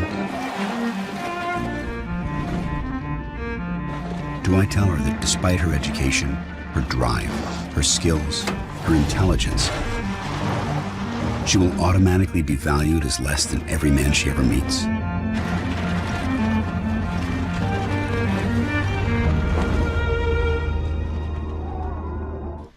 So, somebody had sent me this ad and told me that it was the Hampstead children, and I took a close look, and it certainly looks a lot like Elisa, but I wasn't able to make that call on my own. So I did contact Ella and Abraham, and they did return my message and said that they absolutely believe that that is Elisa.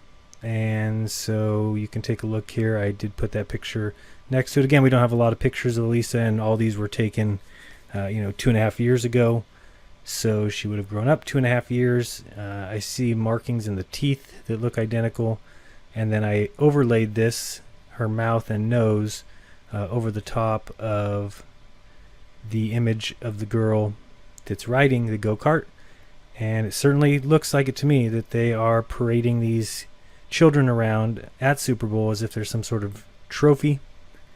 And that is absolutely despicable if it is true. Again, I wasn't going to say anything because I wasn't able to make that claim on my own. But after talking to Ella and Abraham, they both said that they have already seen the ad, and yes, that it is Elisa. This is her grandparents here, and they have also chimed in and said they also think it's her. And of course, this is their demon excuse for a father. Of course, you might want to still consider it a hoax, which makes absolutely no sense in anyone's world, but there is people out there who are claiming it is a hoax and that I'm promoting a hoax. Then again, those same people are promoting Donald Trump, Tom Brady, and Elvis as females, and Joan Rivers, Jennifer Aniston, and Angelina Jolie as males. So, lucky for you, you are free to believe whatever you want. Can I add a piece to that? As a former police officer of 20 years, I had the opportunity of actually sitting with a mother, in this case for 3 hours. I can absolutely tell you, with my experience of interrogation over a 20-year period, as a former detective sergeant, she was speaking 110% truth. I know there's been no investigation, there's been no proper police statement taken from this woman because of the way she's been harassed. I also know that we have child abuse in this country to epidemic levels.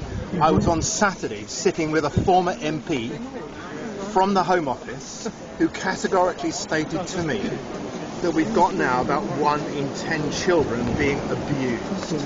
And we have a police force that's in denial, and it's not you. I know that. It comes from senior levels. We now need to recognise this and start acting on it to change the ethos of what is wrecking so many children's lives and costing so much deprivation and degradation to the way we live on this planet. I'm really putting that out there clearly. Everybody knows it. We've got to start acting on it. So for me, it gets quite easy. You can take one look at these folks, and do they look like you and me? Do they look like us? I don't think so. I think they are much different, and I think that they're inbred, and that they are no different than the Rothschilds, and they have spawned numerous illegitimate children through pedophilia, through incest, and through general nonsense, and are part of the issue with the world the way it is. Another issue is the way our government handles people who have been caught doing the worst possible crimes. Like recently in an FBI sting, they found over 30,000 people in 132 countries that had accessed child pornography and images of children being abused even as young as 3. And out of these 30,000 people, 5,200 were citizens of the United States. That's 17%. And even worse than that, 264 were Pentagon employees who were never prosecuted. And even more than that were caught who were working at NASA. These government employees purchased these images, and more than that, they purchased subscriptions to sites providing this kind of content using credit cards and PayPal while on government computers. And here's the worst part. We'll never find out the names of any of these people. We'll never even find out if they were fired from their jobs or on what level they were punished, because all that information has been redacted, and we'll never know the identity of people because of a government program that says these people's privacy must be upheld. Well, in my opinion, you lose your right to privacy when you've accessed pictures and videos of children being abused. Because here's the thing. In order to get to this kind of content, these people are not stumbling across it in their internet searches. You actually have to go out and seek this kind of content. Therefore, is the FBI or the CIA sitting down with each of these government employees and asking the important questions like, have you ever been touched? Do you know anyone who has been touched? Do you think about touching minors? Do you think about sex with minors? Were the images what enticed you? Or did you actually go and seek out those images? 264 of these people worked for the Pentagon. Some worked for the NSA and had top security clearance. Many worked for NASA. The question is, what happened to these employees? Do they still work there? And if so, how can we be expecting them to stop doing what they're doing? If there were 5,200 citizens of the United States that were found to be accessing this kind of content, how come only a handful were prosecuted? I could understand if out of the 5,200, only 5,100 were prosecuted. And even in that case, I would hope that the 100 that weren't had some sort of deal or some sort of bargain where they gave up information about others who had orchestrated this kind of content in exchange for their privacy to be withheld, but they would have some sort of punishment, like their internet being watched for 10 years. Something to do with stopping this kind of activity. These children need our help. They need the agencies to do their jobs to end this abuse. And when we hear that government employees are responsible for purchasing content like this, how are they getting away with it? What are we going to do to stop it? All right, and to close it out, I'll address the Bryan Callen situation.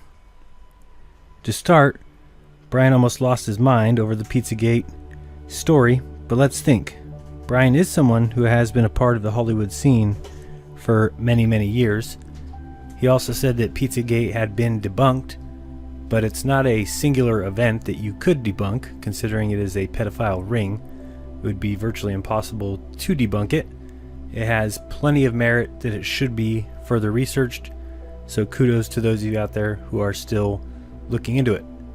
You clearly said, Bryan, that it was a fake news piece, yet you clearly said later, when talking about Dennis Haggart, there will always be pedophiles in that group. Do you see the problem there? Don't you think you are normalizing pedophilia? Why will there always be pedophiles in that group? And what group? What exactly did you mean? Are you sure that you know of nobody that is hurting children? None of your connections in Hollywood, your porcelain-masked celeb sex parties, no knowledge of any children being abused. Your connections in other countries, your father and his CFR connections. So your father has been a member of the Council of Foreign Relations and a major bank executive for many years. And the Council on Foreign Relations has been accused of being the New World Order for 20 plus years, if not more. And you've said you don't know what the New World Order is. Are you being honest here? Do you know what Agenda 21 is? I don't, Eddie, but I want you to tell me why. Do you know what the New World Order is? I don't, but... Do you know what... Of course you don't. Because you think a small group of people are controlling everything? Like the world economy or the oil markets? How? Do you know how oil is priced? Do you know how oil is priced, Joe? Man, you are so far on the other goddamn side. Dare I say, too far. You work in Hollywood, and your dad has been a major player for 40 years in Washington, D.C. and across the world. He has rubbed elbows with David Rockefeller.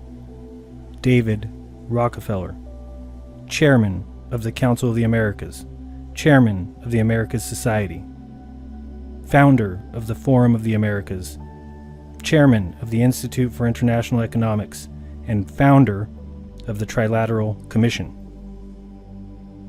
Let's listen to former Vice President Dick Cheney, who was once Director of the Council on Foreign Relations, a relationship that he hid during his congressional career, followed by Hillary Clinton.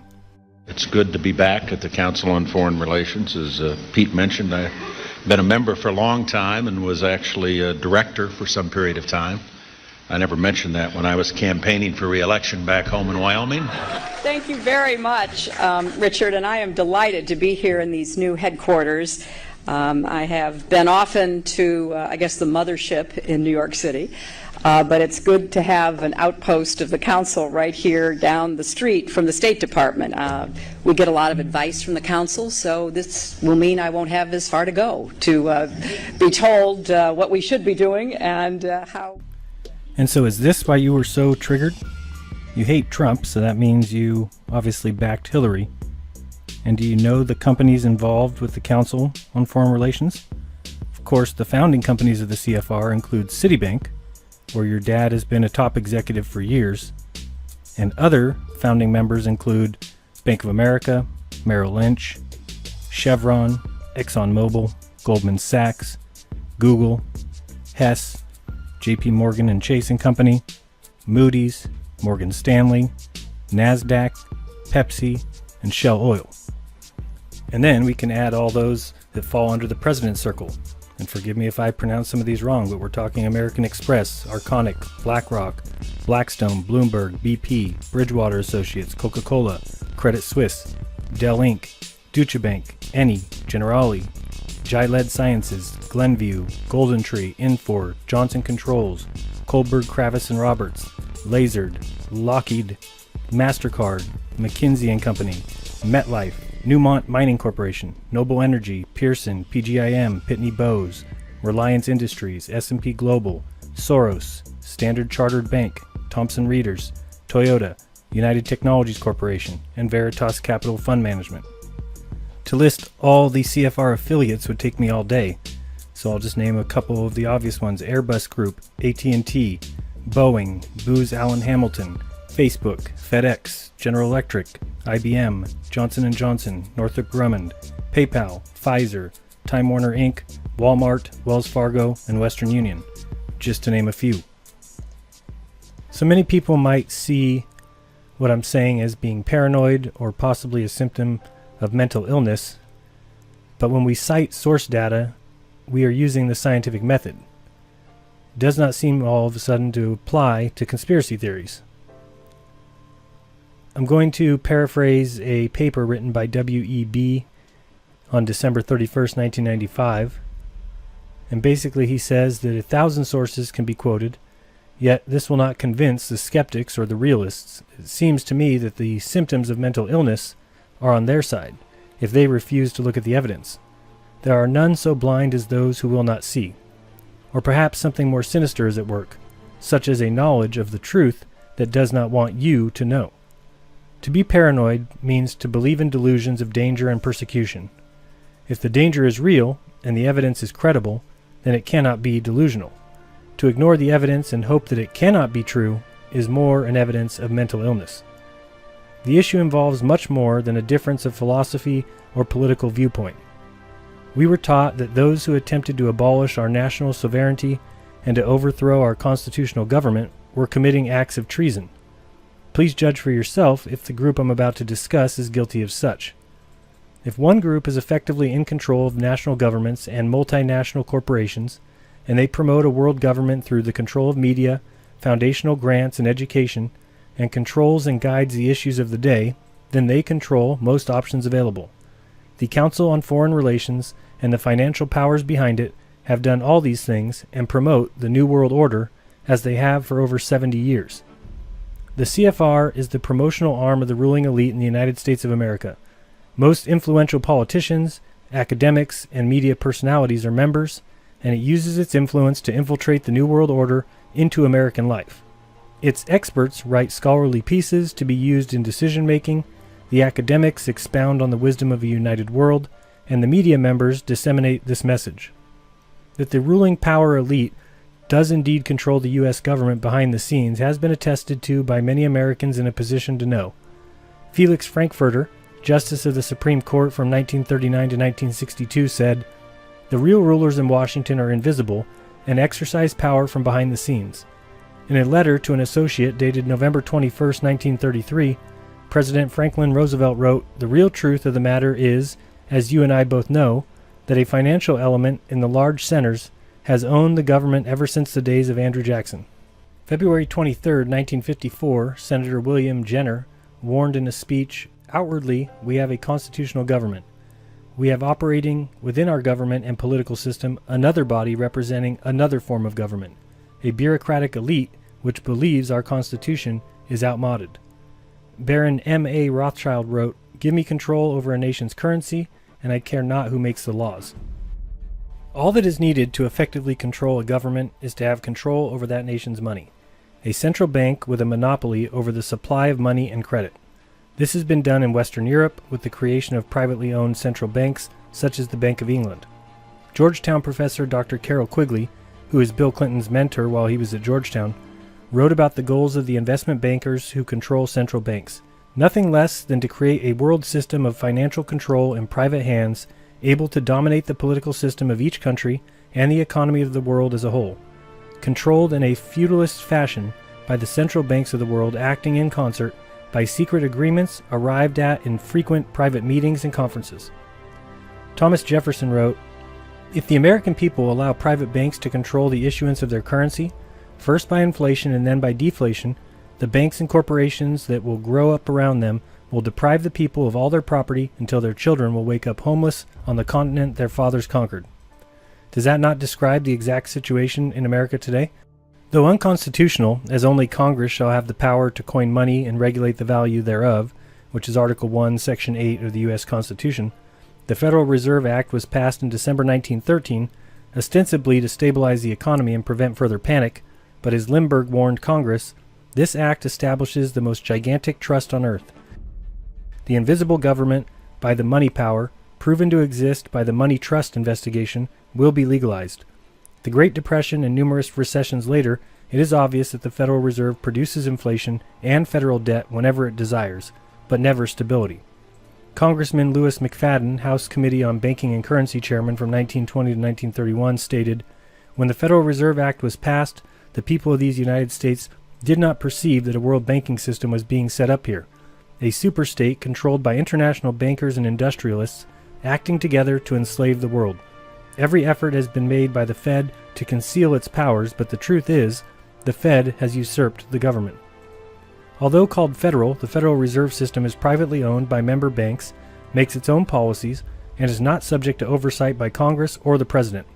As the overseer and supplier of reserves, the Fed gave banks access to public funds, which enhanced their lending capacity.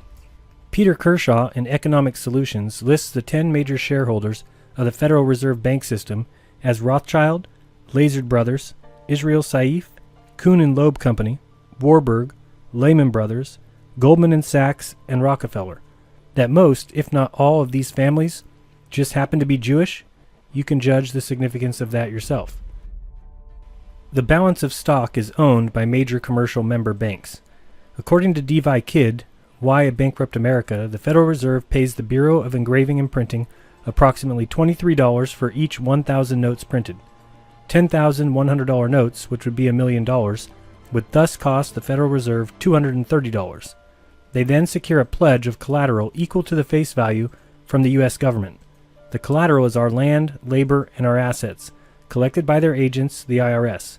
By authorizing the Fed to regulate and create money, and thus inflation, Congress gave private banks power to create profits at will. A national income tax was declared unconstitutional in 1895 by the Supreme Court, so a constitutional amendment was proposed in Congress by none other than Senator Nelson Aldrich. As presented to the American people, it seemed reasonable enough: income tax on only 1% of income under $20,000, with the assurance that it would never increase.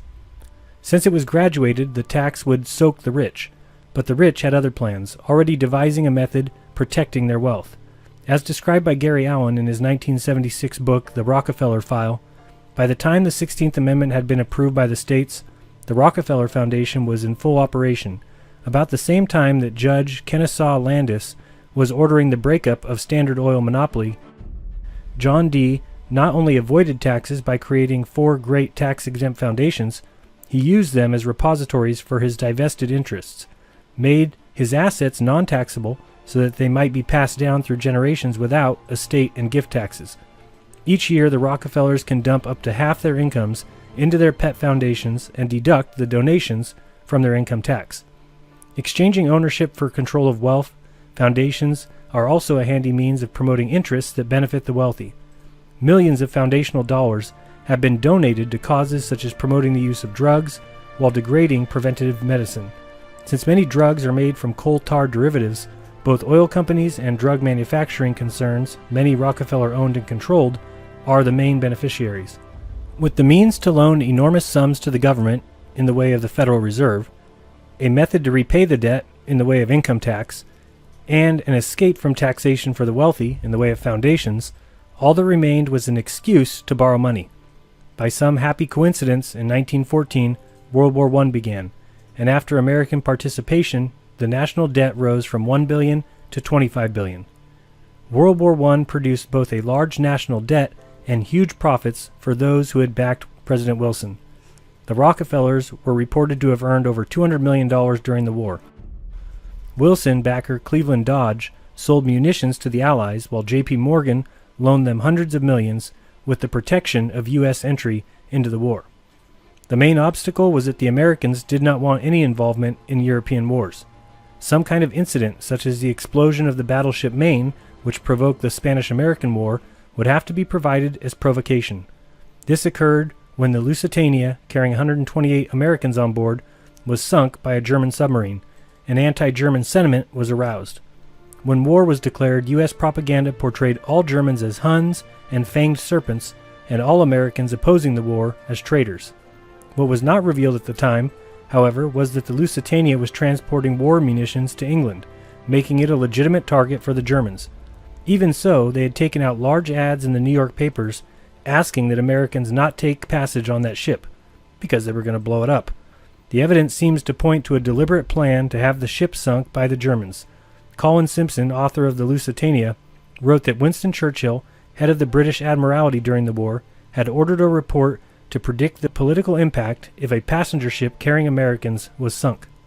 Pat Robertson, in The New World Order, states that Colonel House, along with other internationalists, realized that America would not join any scheme for world government without a change in public opinion. After a series of meetings, it was decided that an Institute of International Affairs, with 2 branches, in the United States and England, would be formed. The British branch became known as the Royal Institute of International Affairs, with leadership provided by members of the Round Table, and begun in the late 1800s by Cecil Rhodes. The Round Table aimed to federate the English-speaking peoples of the world and to bring it under their rule. The Council on Foreign Relations was incorporated as the American branch in New York on July 29, 1921. The founding president of the CFR was John W. Davis, J.P. Morgan's personal attorney, while the vice president was Paul Cravath, also representing the Morgan interests. Professor Carroll Quigley characterized the CFR as a front group for J.P. Morgan and Company in association with the very small American Round Table Group. Over time, Morgan's influence was lost to the Rockefellers, who found that the one world government fit their philosophy of business quite well. As John D. Rockefeller Sr. had said, competition is a sin, and global monopoly fit their needs as they grew internationally. As corporations went international, national monopolies could no longer protect their interests. What was needed was a one-world system of government controlled from behind the scenes. This had been the plan since the time of Colonel House, and to implement it, it was necessary to weaken the U.S. politically and economically. Curtis Dahl, son-in-law of FDR, and a syndicate manager for Lehman Brothers, an investment firm, was on the New York Stock Exchange floor the day of the crash. In his book, FDR, My Exploited Father-in-Law, he states, "It was the calculated shearing of the public by the world money powers triggered by the planned sudden shortage of call money in the New York Stock Exchange." Dahl wrote of his father-in-law, "Most of his thoughts, his political ammunition, were carefully manufactured for him in advance by the CFR, the One World Money Group. Brilliantly, he exploded that prepared ammunition in the middle of an unsuspecting target, the American people, and thus paid off and retained his internationalist political support." Taking America off the gold standard in 1934, FDR opened the way to unrestrained money supply expansion, decades of inflation, and credit revenues for banks. FDR's most remembered program, the New Deal, could only be financed through heavy borrowing. In effect, those who had caused the Depression loaned America the money to recover from it. Since 1934, almost every United States Secretary of State has been a CFR member, and all Secretaries of War or Defense, from Henry L. Stimson through Richard Cheney.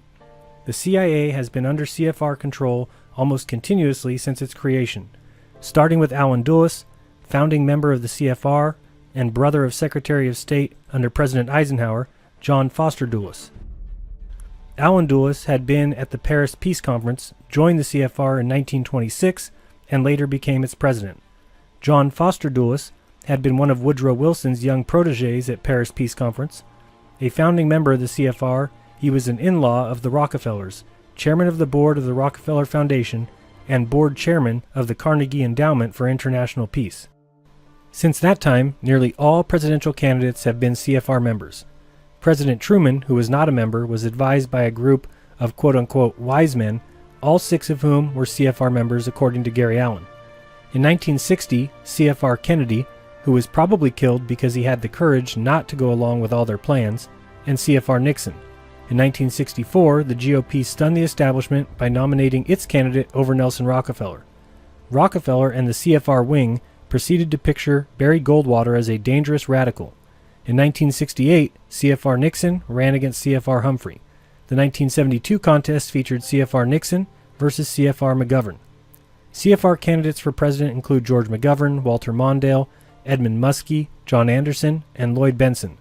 In 1976, we had Jimmy Carter, who was a member of the Trilateral Commission, created by David Rockefeller, and CFR member Zbigniew Brzezinski, with the goal of economic linkage between Japan, Europe, and the United States.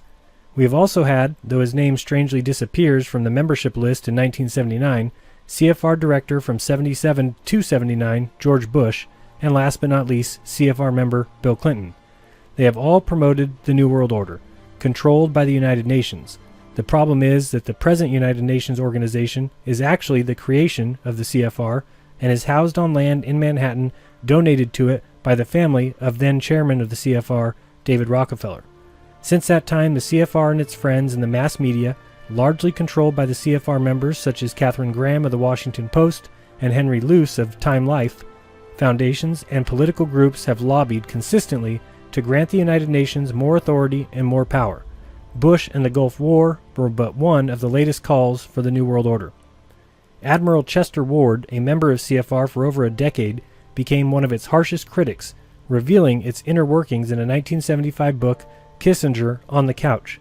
In it, he states the most powerful cliques in these elitist groups have one objective in common. They want to bring about the surrender of the sovereignty and the national independence of the United States of America.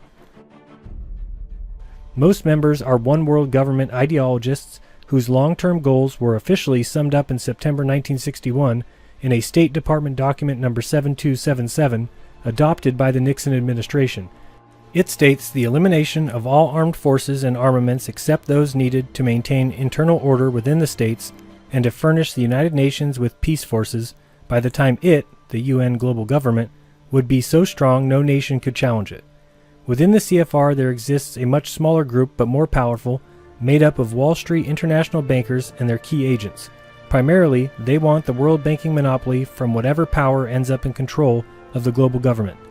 This CFR faction is headed by the Rockefeller brothers, according to Ward. What must be remembered is this is not some lunatic fringe group.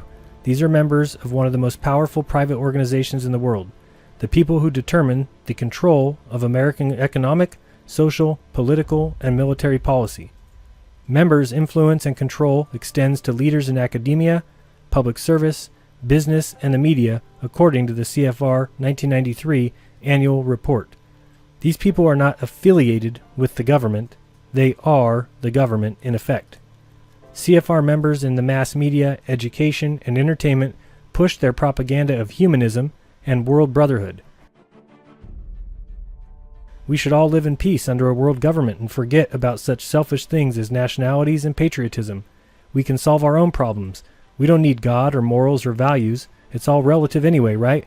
Because if we actually had some moral character and values, we might be able to discern those people that are actually doing evil.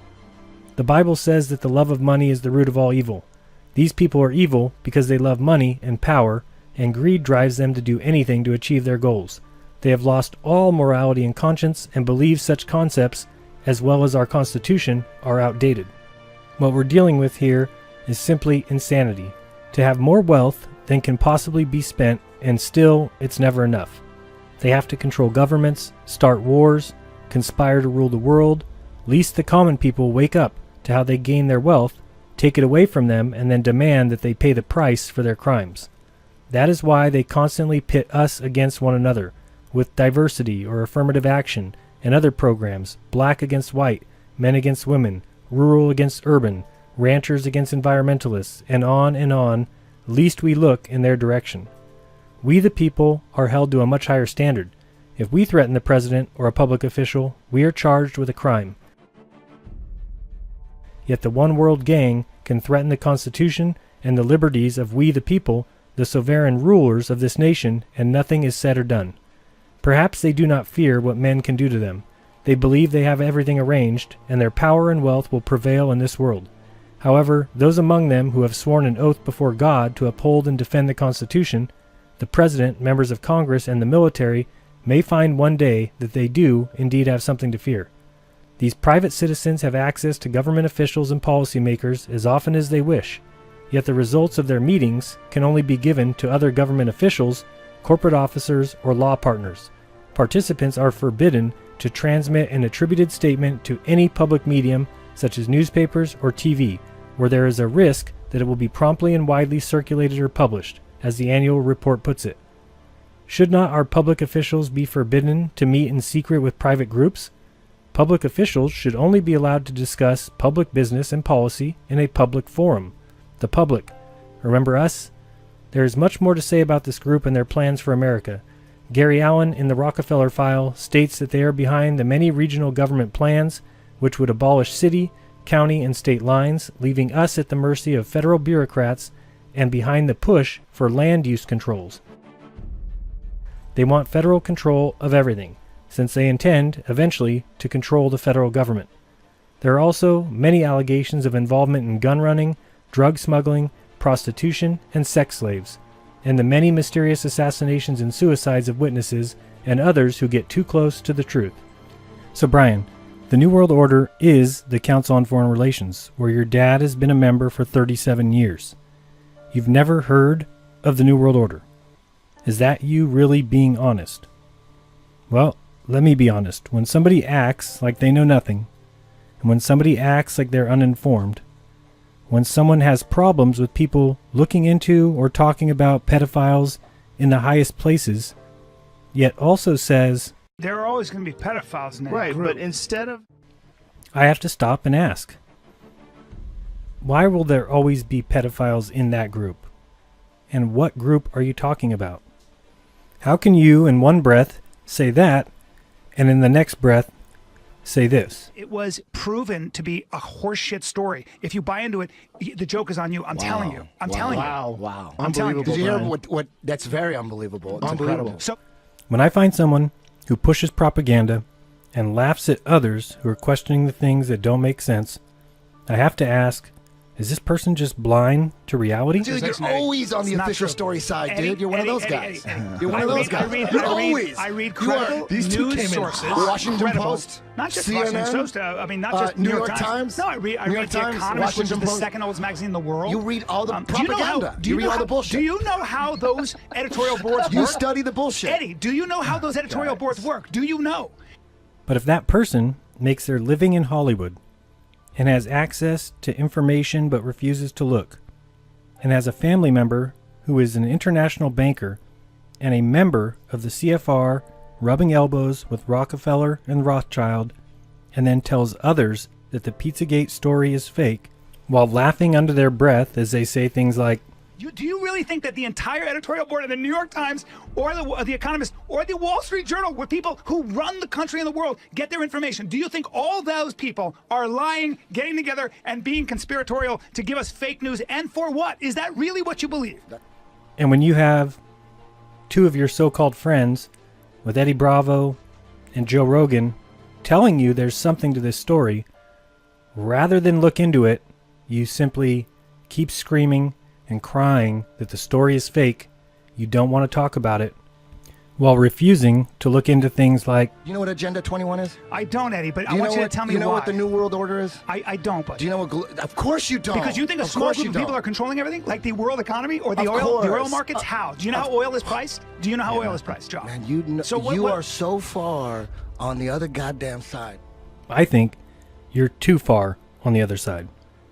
There are people out there who are doing real, independent research who are going to give you much more truth than The Economist. If The Economist, or the New York Times, or the Washington Post were tools of an elite government, do you think those publications would tell you? Is that what you think? Is that how it really works? Because you're claiming you have the truth, and anything else, and anything on YouTube, does not. Conspiracy of Silence has evidence and facts throughout. Yet you scream, fake, fake, fake. And you're talking about some shit you've never seen. Just because it's on YouTube, it's like, it's not real, it's on YouTube. You don't even know what the fuck I'm talking about. You're talking about some documentary. You believe that documentary. You don't even know what it is. You believe that? How could you believe that? You don't even know what it is. You've never even seen it. And so now, since your buddy has asked you to take a look at Conspiracy of Silence, and because you now see what the New World Order is, do you have a different opinion of PizzaGate and those researching it? Or will you still be triggered the next time someone brings it up? Well, I have questions and would be happy to ask you if you'd be so kind to answer them. I can come on your show, or you can come on mine. But children are being harmed by men in high places. Do you agree that we should try and stop it? You were molested. You know the feeling. You can see what it can do to children. Yet you say... There are always going to be pedophiles in that group. And with that attitude, you might be right. I say that there should never be pedophiles who have been given positions of power in our government. That's horseshit. And lastly, I am somebody who has done research who thinks differently than you. there are some researchers who do, for whatever reason, think the they're world's not flat. researchers, they're idiots. But yeah, I hear you, Yeah, yeah. but they're Okay. scientists. Yeah, but if Kyrie Irving believes that, then that part of his brain is dead, and he's a I dumb. hear you. So if I'm an idiot and my brain is dead, this goes out to both you, Brendan and Bryan. Have me on your show so we can talk about it. Or I'll bring my facts, and then you can tell me how all the science proves my facts wrong. To everyone, be kind and don't hurt children.